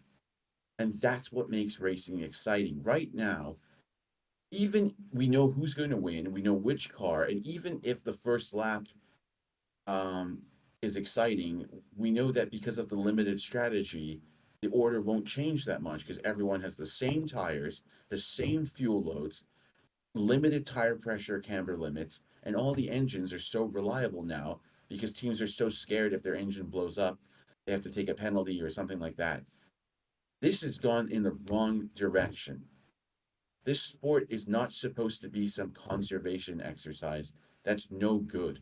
This is supposed to be pushing to the limit with the most extreme cars in the world, taking massive risks, and it should be structured as such. And I don't think F1 is going in the right direction with all these restrictions that we have.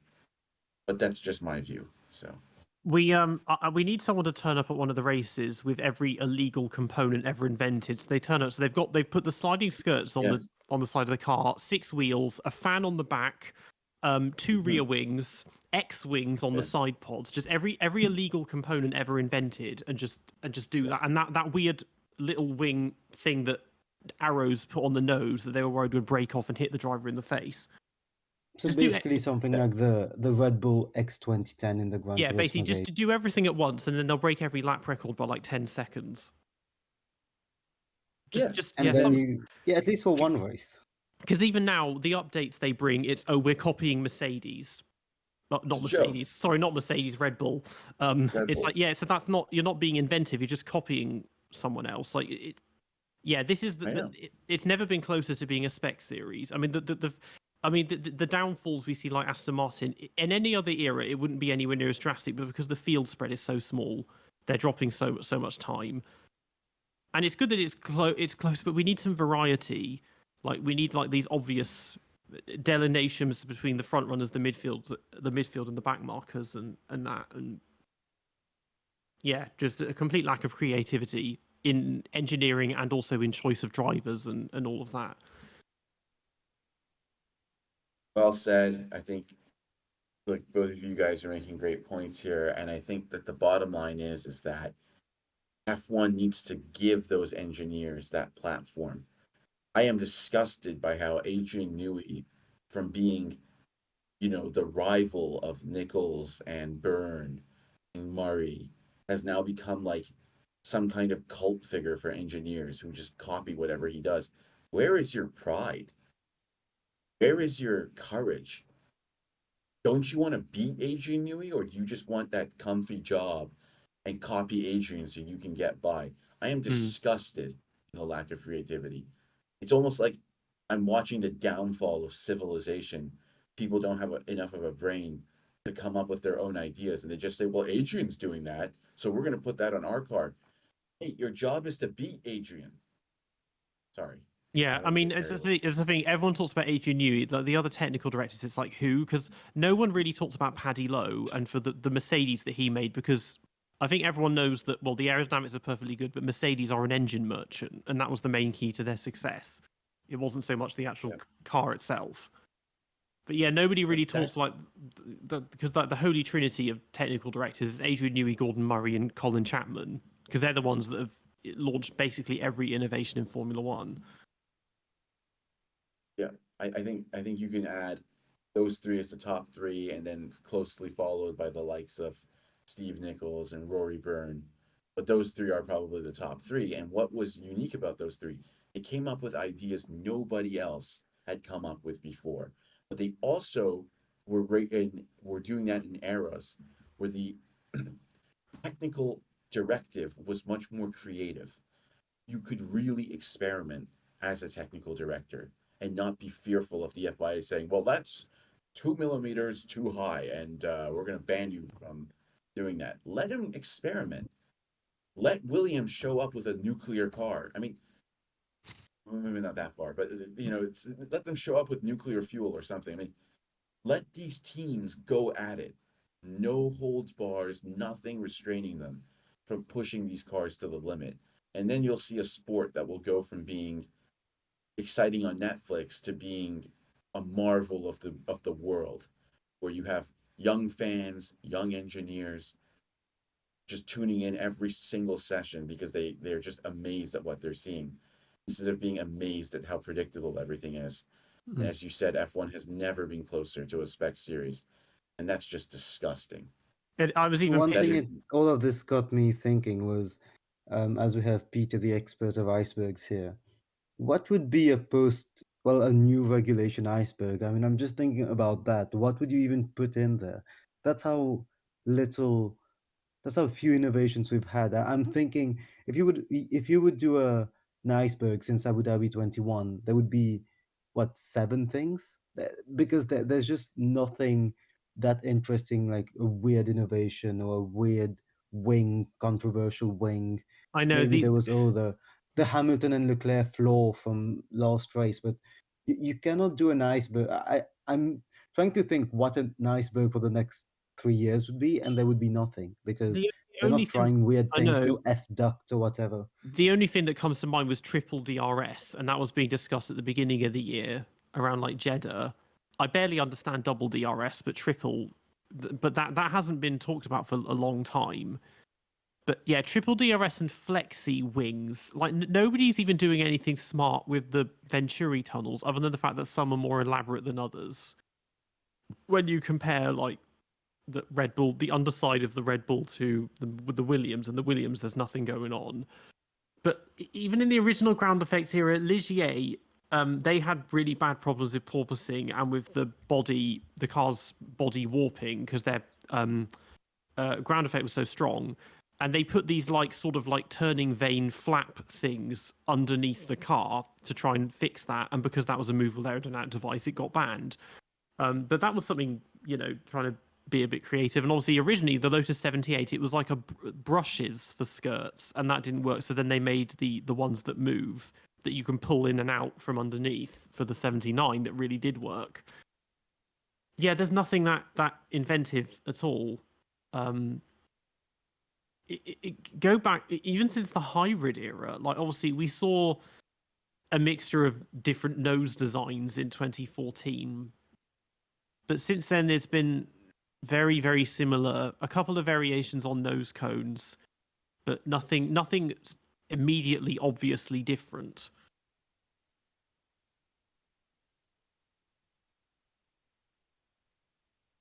Yes, and that is just indicative of the current Formula One that we're in, and we can only hope that something will change in the future. Sad to think about. It is sad to think about, and I just hope F1 comes to its senses and really, really rethinks the rules, returns to the old spirit of the sport. I would say the mid-70s is a great era to copy. An era of technical excitement, of innovation constantly. Mm. And that in itself will make the racing and the weekends more exciting. This was the whole. That's it. That's all I have to say on that. This was my point in my manifesto about getting rid of the cost cap and saying, okay, we'll put restrictions on the weight of the car and the dimensions, but otherwise just do whatever you want, because I wanted to give them creativity. I didn't want to be like, oh, you must have a maximum width of this much and you can't have this many elements on the front ring and all of that. It's like, no, just give them room to work with. Give them an empty a tabula rasa or just a blank canvas and let them work their magic. Yeah, and I fear that these big manufacturers have so much political sway that I don't even know if they want that. They're comfy with what they're seeing. Mercedes and Red Bull are very happy to win every championship. I think these big mega teams are threatening to pull out if the FIA switches things up too much. And I mean, I would they just tell frown the at any FIA. changes. They just frown at any changes which should be know. improving the sport. Well, obviously, if cars are breaking down a lot, that's bad for them from a PR perspective. So I guess they don't want to try things that are different because the current cars they drive well and they don't break down, so that looks good for them. Yeah, and guess what? It's having a reverse effect for me. I don't buy Red Bull products because I'm disgusted by what I'm seeing, and frankly, I thought Mercedes-Benz had a classier image before the whole hybrid era. I don't. Maybe I just watched Formula One, but I don't think this is good for Mercedes. Probably is. I mean, I just But struggle the to point is, associate Mercedes cars with Mercedes F1.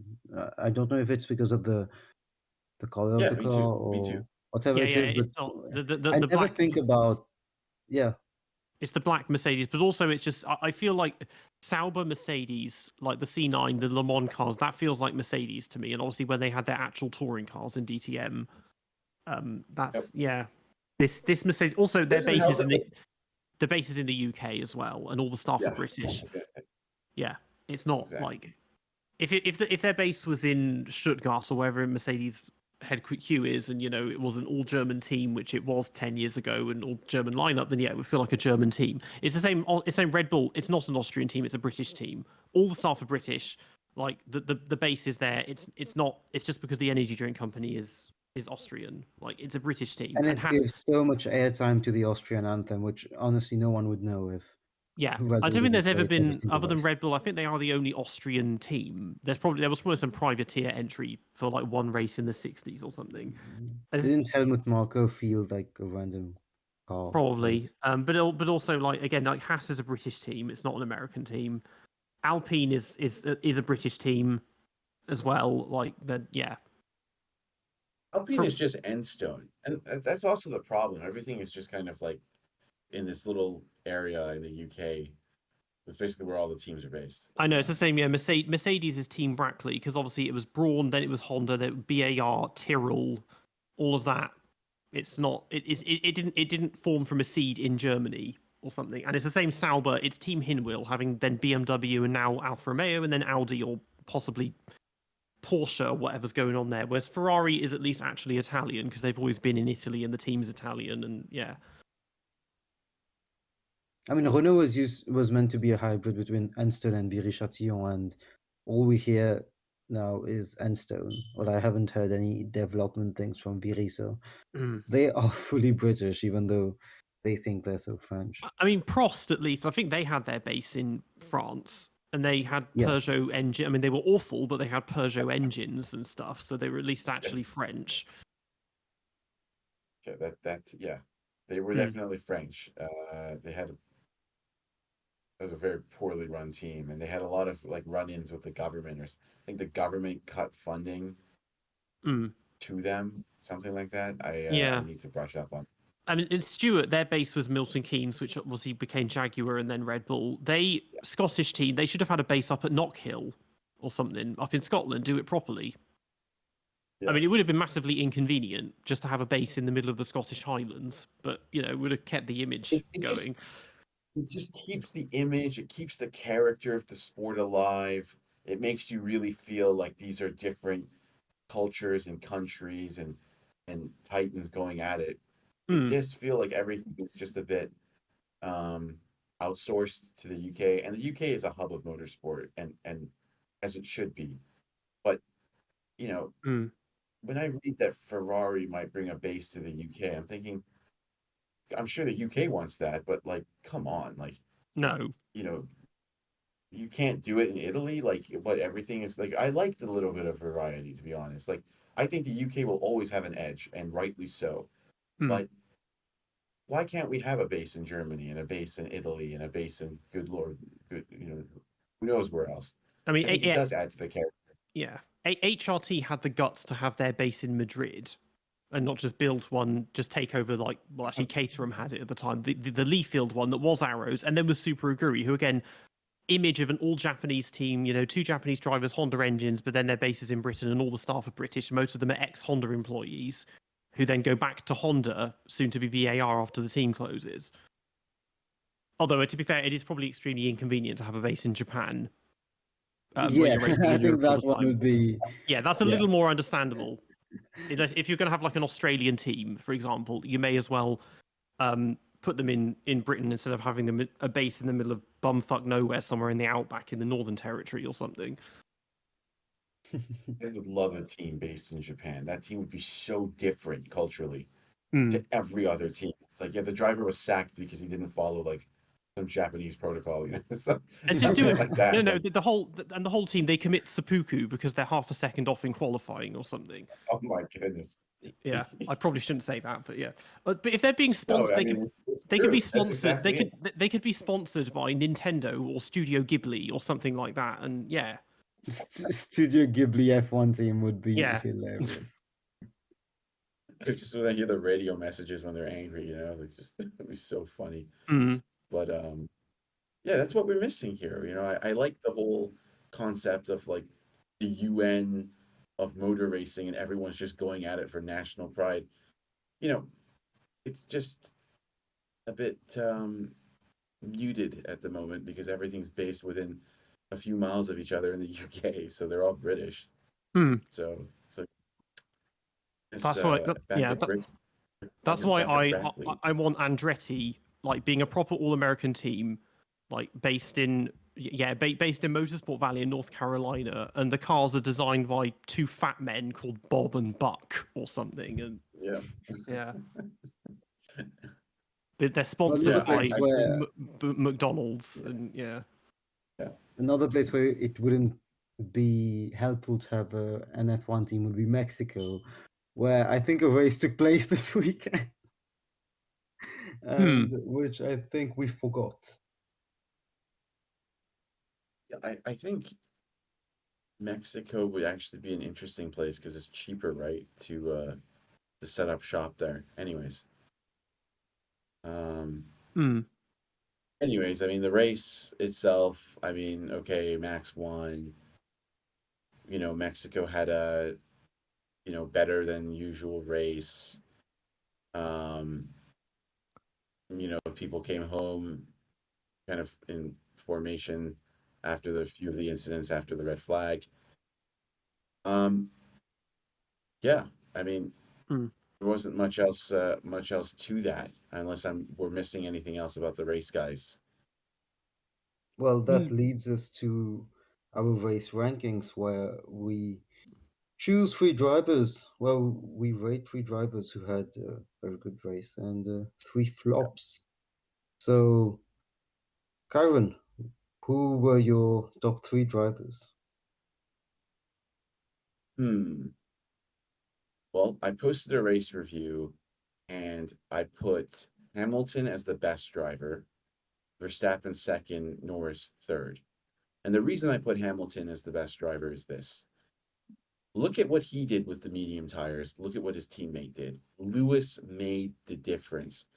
He made the medium tire look like a hard tire, and he made a brilliant pass on Leclerc after what I think were some seriously questionable blocks by Charles.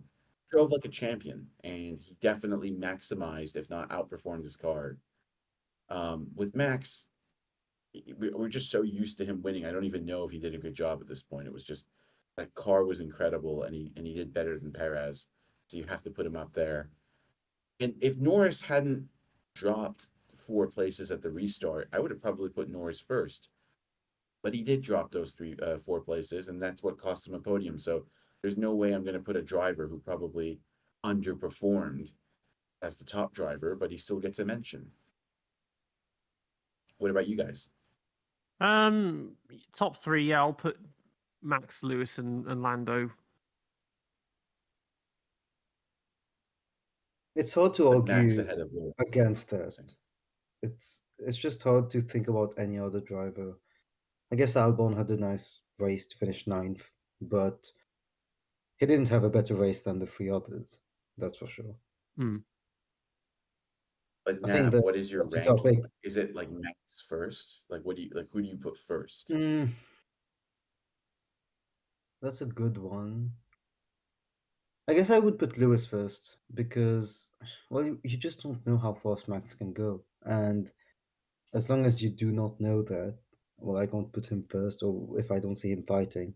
Whereas Lewis actually raced, and well, he just displayed great racecraft compared to Russell, as we alluded to earlier.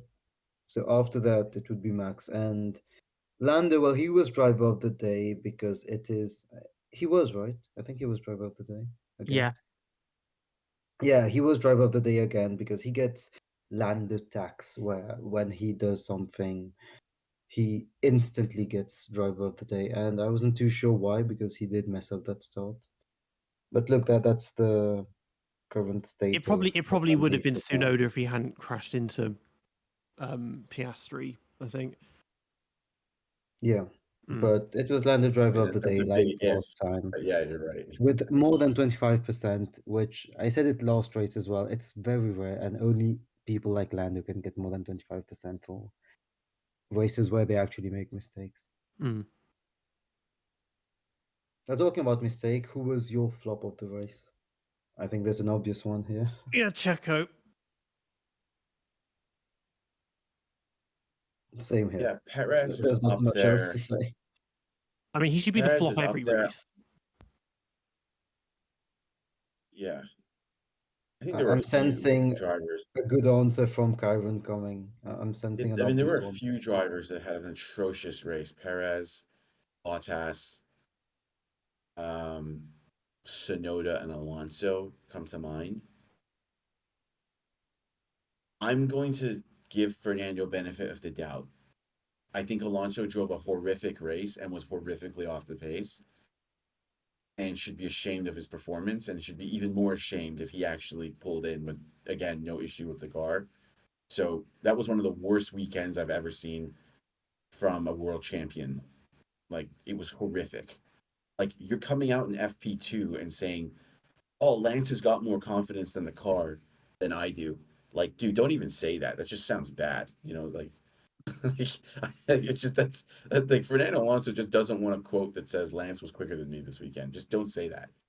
Just internalize it. We know that you have an issue this weekend, but he was really bad. But I mean, it was his Tsunoda first actually had a opportunity good. at. I was just Yeah. going to say on that, it was his first opportunity at bigging up Lance in several months, which we know is in his contract. So I think he had one last bonus to check. Maybe he has to do it like 10 times in the season, and I guess that's what he did. I mean, Alonso's struggling with the car, but I'm going to give him some benefit of the doubt because he has had the edge over Lance so clearly this season, and I think there is something going on with that team, whether it's the car development and feedback of the drivers mixed with the simulation data. Something has completely gone wrong. So he could just be a victim of that. Whatever the case, his weekend was atrocious. But he didn't have a good car this weekend. Tsunoda did. And Tsunoda was even in a position where we think he could have passed his teammate. And whereas the Perez Leclerc thing, I think, yes, Perez was at fault. To me, Tsunoda's accident was even more bizarre. I mean, as you both mentioned, he turned into another driver before the apex. Like, what are you doing? Like, what are you doing, mate? Like, this is not a game. Like, I don't care if you're funny in the driver group chat. On track, you're a clown.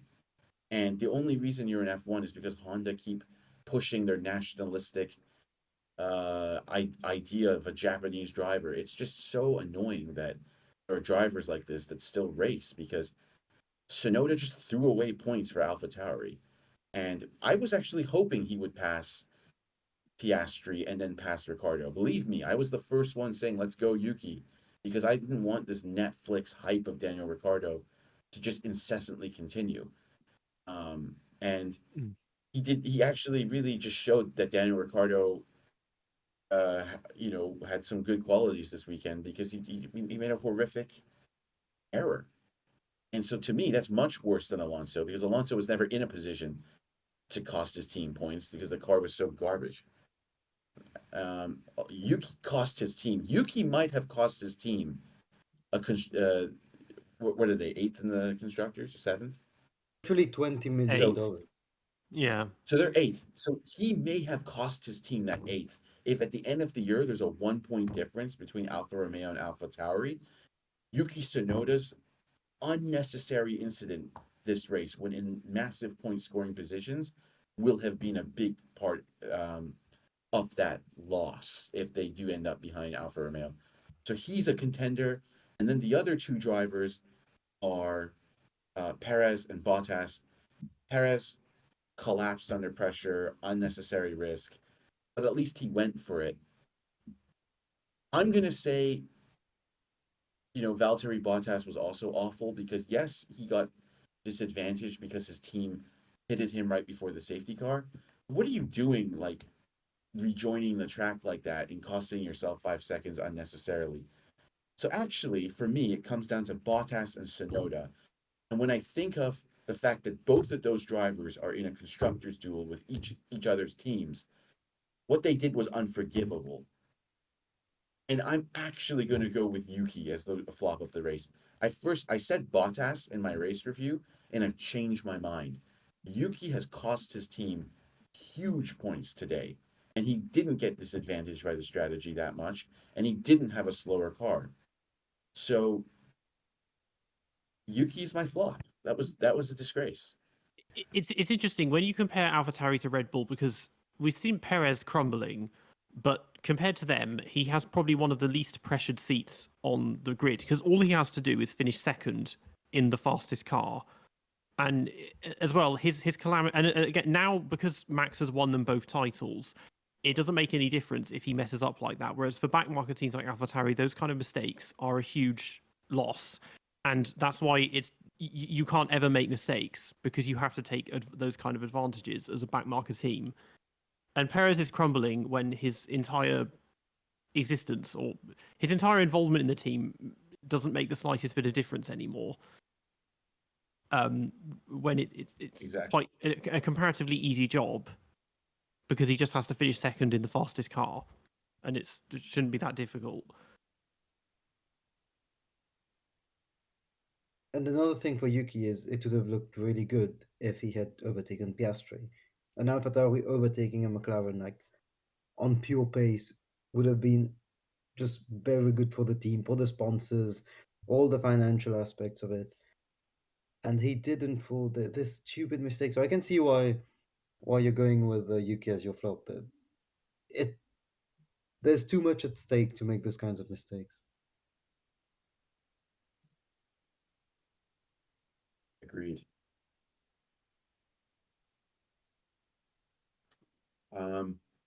Shall we move on to the ranking of the race? The ranking for the race itself.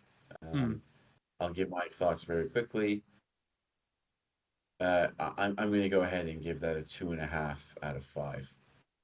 2.5 is half of 5, and that's where I look at it. Bang on average race. Nothing that spectacular, but we've seen worse races than that, so I'll leave it at that. I think 3 out of 5 for me, because we had that red flag and that messed things up in the second half. Otherwise, it would have been an extremely ordinary one-stop race. 2.5 here as well, because even with the red flag, it didn't put as much chaos as I thought it would. It's just quite boring, really.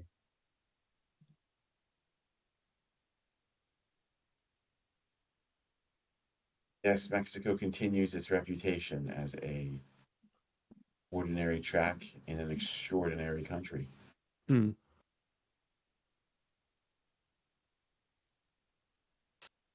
Okay, let's do the DRS rankings. So, driver, keeping it relevant to Mexico, we have Esteban Gutierrez. A driver who's now just known for being flipped over by Pastor Maldonado in Bahrain in 2014. Yeah. He was wholly unimpressive. That's what I will say. Yeah, he had a tendency to finish 11th one year at Haas, I remember. And he never really showed anything massively impressive. Of course, I remember the Australia crash in I was gonna say 2016. I thought he killed Alonso. That was very memorable. Mm. I remember seeing that as a teenager, and I was extremely stressed for 30 seconds. I thought Alonso was done. So that's his second memorable moment. I did. Yeah. So he, yeah, like 2013 Sauber, he got a seventh place in Japan, I think, and he got fastest lap in Spain. Did nothing else when Hülkenberg had a sensational year. 2016, I did a Haas 2016 video a few years ago, and yeah, he finished 11th several times, but just never had the pace for. Was often starting 14th, so he's making gains, but just never enough to score points. I remember at the time, the Mexican Grand Prix 2016, he was being interviewed and he was like, "Oh yeah, I'm confident I'll have a seat next year." And the Channel 4 presenting team were all just like laughing and that, because they were like, "Yeah, no, you're not." And now he's he's since then he's been a sort of brand ambassador and like simulator driver for Mercedes, and you'll see him a lot at like Goodwood Festival of Speed, and when they do the like street demonstrations, he drives the cars and that. So he's Which doing can I well. just say is a very good, it's a very good post Formula One career to just drive Formula One cars around. Yeah, yeah. I mean, Patrick Friesacker still does that. He was dropped by Red Bull and then went to Minardi, but now he's a Red Bull like demonstration driver and a driving instructor at the Red Bull ring.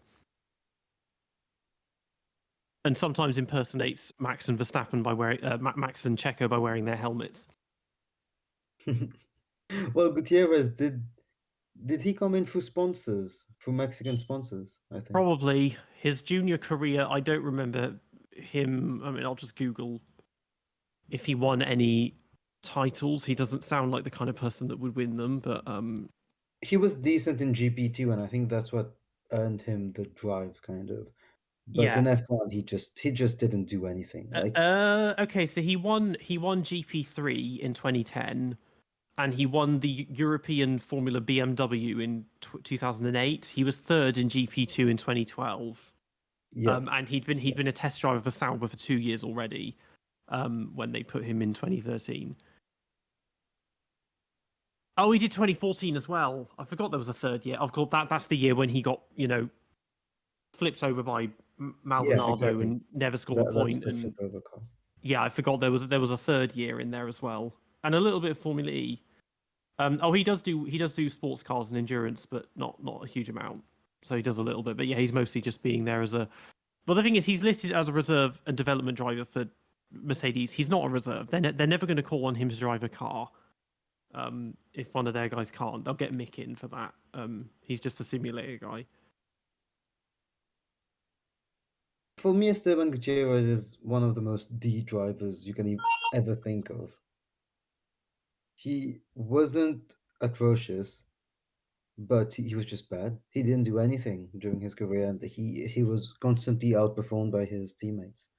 If he drove for Caterham or Marussia, he'd have been utterly invisible. He'd have been Charles Peak, but Mexican, basically. Carlos Piquez. Mm. Will I get cancelled for that? I'm not sure. Olivier Panis But yeah, hyped up Charles Peak so much. I don't understand. Anyways, just I remember Panis being on Sky Sports saying Peak is the next great thing in French motorsport. when he was probably the Nope. worst French F1 driver, since Yeah. Franck Montagny.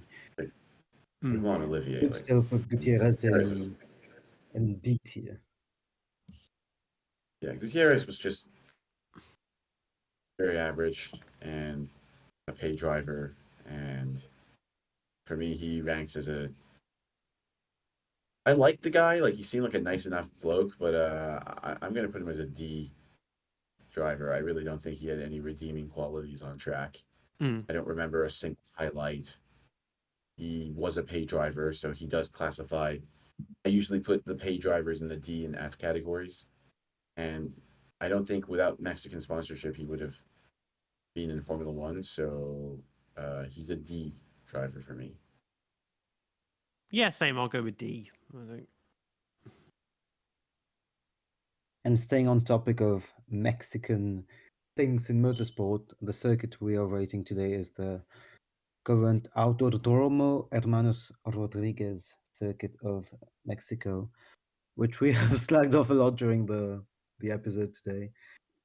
It's it's famous for the stadium section, which looks good, but does it have Has any other use? ruined it basically. Yeah. Does Yeah, it? that's the Does it thing. need? Yeah. It's less of a circuit and more of a like concert venue, like this place. It's like, oh, the atmosphere is great. It's like a festival or whatever. And it's like, yeah, but it's meant for racing.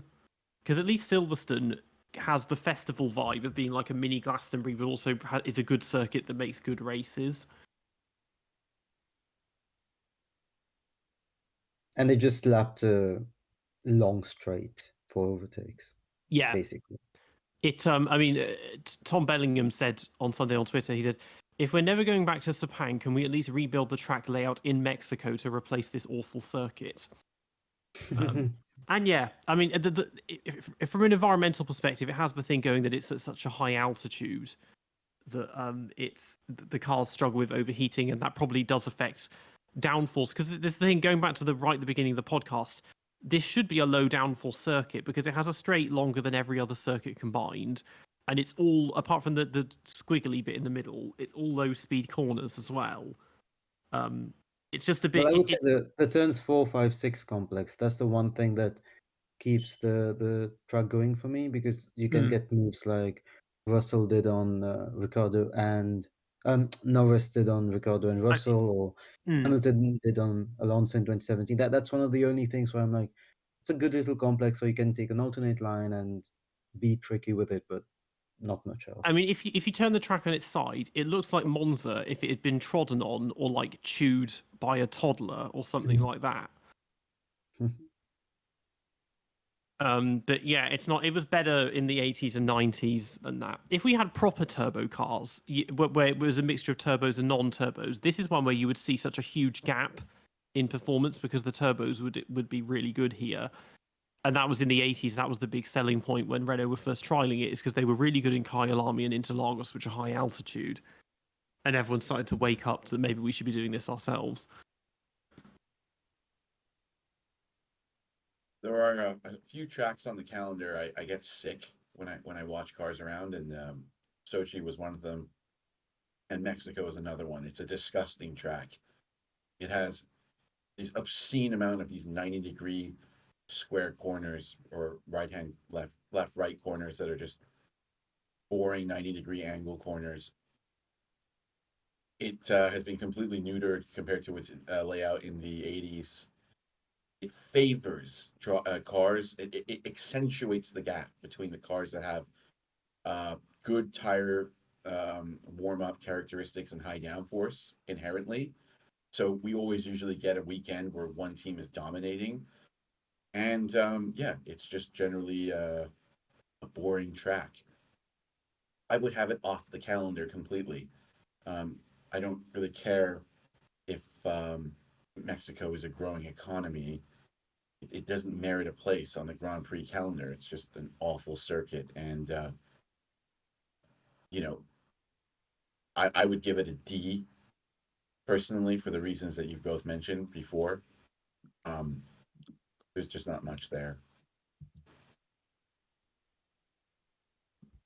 I would be slightly more lenient and give it a C, even though I fully take everything you said. I just give it a bit more credit for, well, what usually are really boring left-right corners actually gives us some racing in there.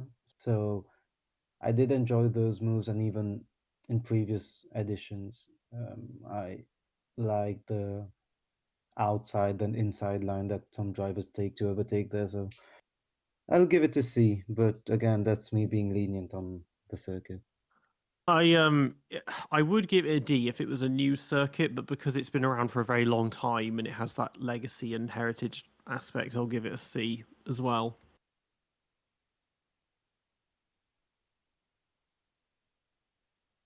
Keeping Fair on the enough. theme of mediocre stuff, the car we are rating today is the 2023 Aston Martin, which will, I think, go down in history as one of the most inconsistent and weird cars in terms of form in F1 history, maybe. And well, it did get 7 podiums. It seemed for a little bit as it could be a title contender if you were to believe that. And now they are possibly the slowest on the grid, or at least the second slowest on the grid. They've gone kind of from Ferrari 2015 to Ferrari 2020. Worse than yeah, 2020 Yeah. even.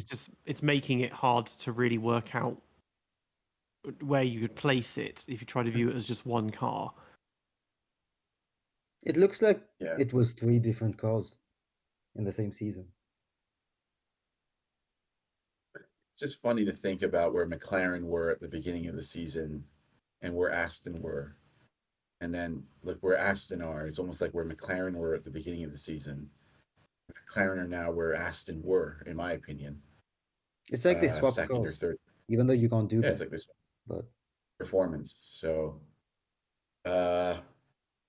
this has been one of the worst developed cars in the history of Formula One. I don't think I've actually seen a car go from genuinely being a pole position contender in Monaco to barely making it out of Q1 on merit. That is pathetic. And it's scary if you're a driver in that team, because I don't think they understand what's going on. They're coming up with like, oh, the updates kind of worked. The simulation data at the factory is all messed up. Okay, great. How are you fixing this? Because both of your drivers now are saying your car is utter tripe. It's undrivable. And the scary thing is that they only have a few more races to really sort this out. They don't have half a season. They have, I think, a couple races left. So this car was, in my opinion, an A-tier car in the first half of the season. It's dropped to a low C, high D tier car from what I've seen the past few races. I'm going to say it was A, and it's dropped to a low C tier car now. And that's shocking. I mean, there's no excuse for that. Not sure what you guys yeah, think.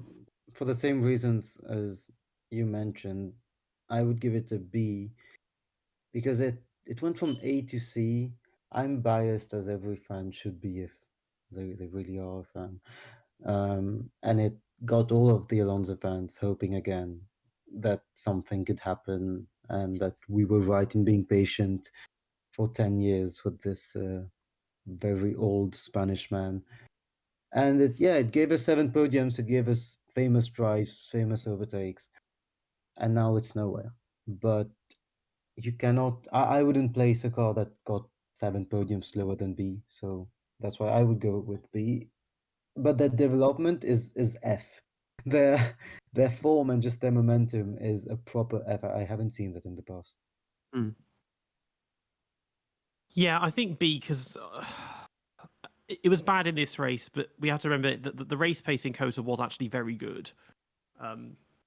until Alonso's car broke down. Obviously, the qualifying was bad, but the race pace was really good. Not quite as strong as Lando on Sunday, but we'll see, because everyone's saying, oh, they're going to be better in Interlagos, and maybe they will, maybe they won't. But it's difficult to make a proper assessment if this is just a blip. I mean, Fabrega, This also the looks Spanish journalist who makes predictions, said that the race pace for Interlagos has Aston Martin as 8th again. So somehow their upgrades for Gotha, which miraculously started working on Sunday, will not even work in Interlagos. So it could really be a case of no more points for the last few races, which is abysmal. And make no mistake, this looks really bad for Fernando Alonso on many fronts, because here's a guy that was hired to be the team leader, and he's leading them into the abyss. They are lost on a journey to the center of the earth, and they are hearing giant lizard sounds at the core of the Earth's mantle. This is not a good situation for Aston Martin, and Alonso has not been the leader he's been paid to be. Because I'm sorry, how can this happen?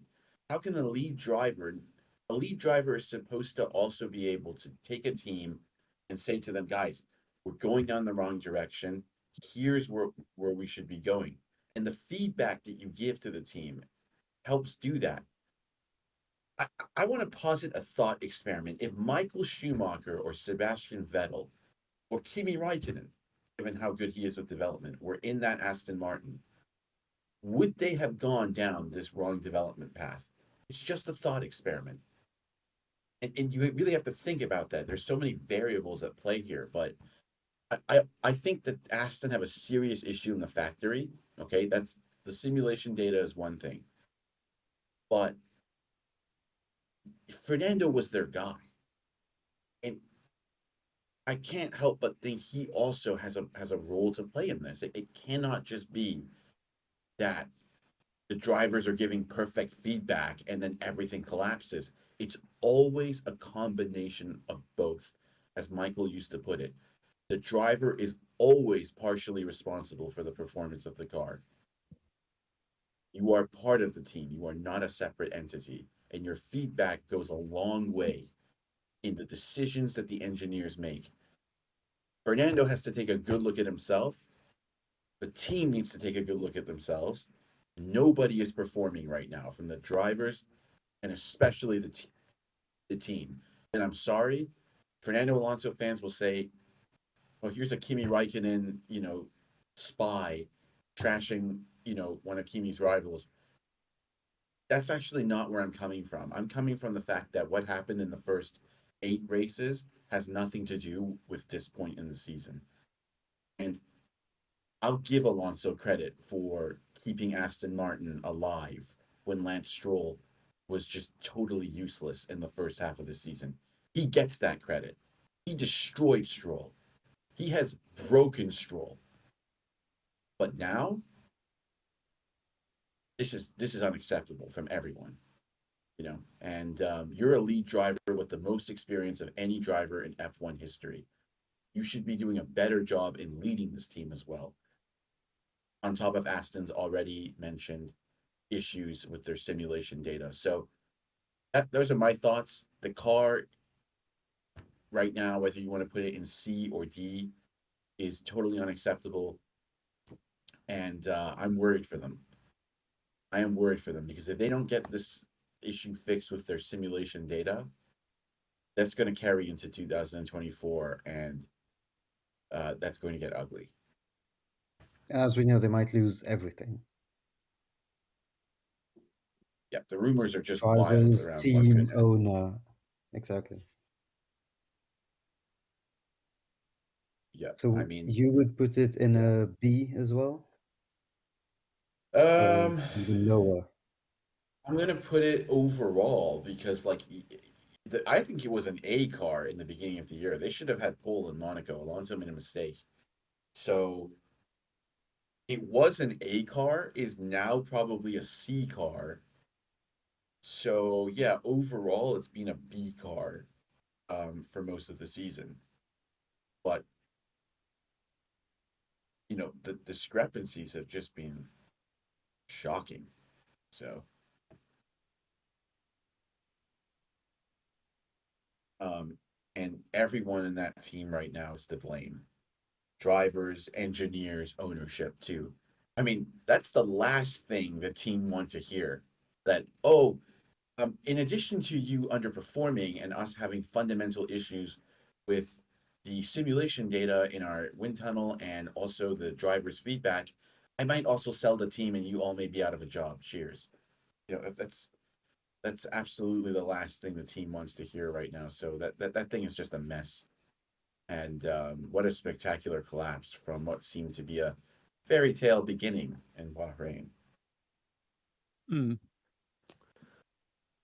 Right. Well, I think that brings this episode to a close. So yeah, quite a lot to talk about. We contained the tangents relatively well, but this race ended up being more to talk about than we thought there would be initially.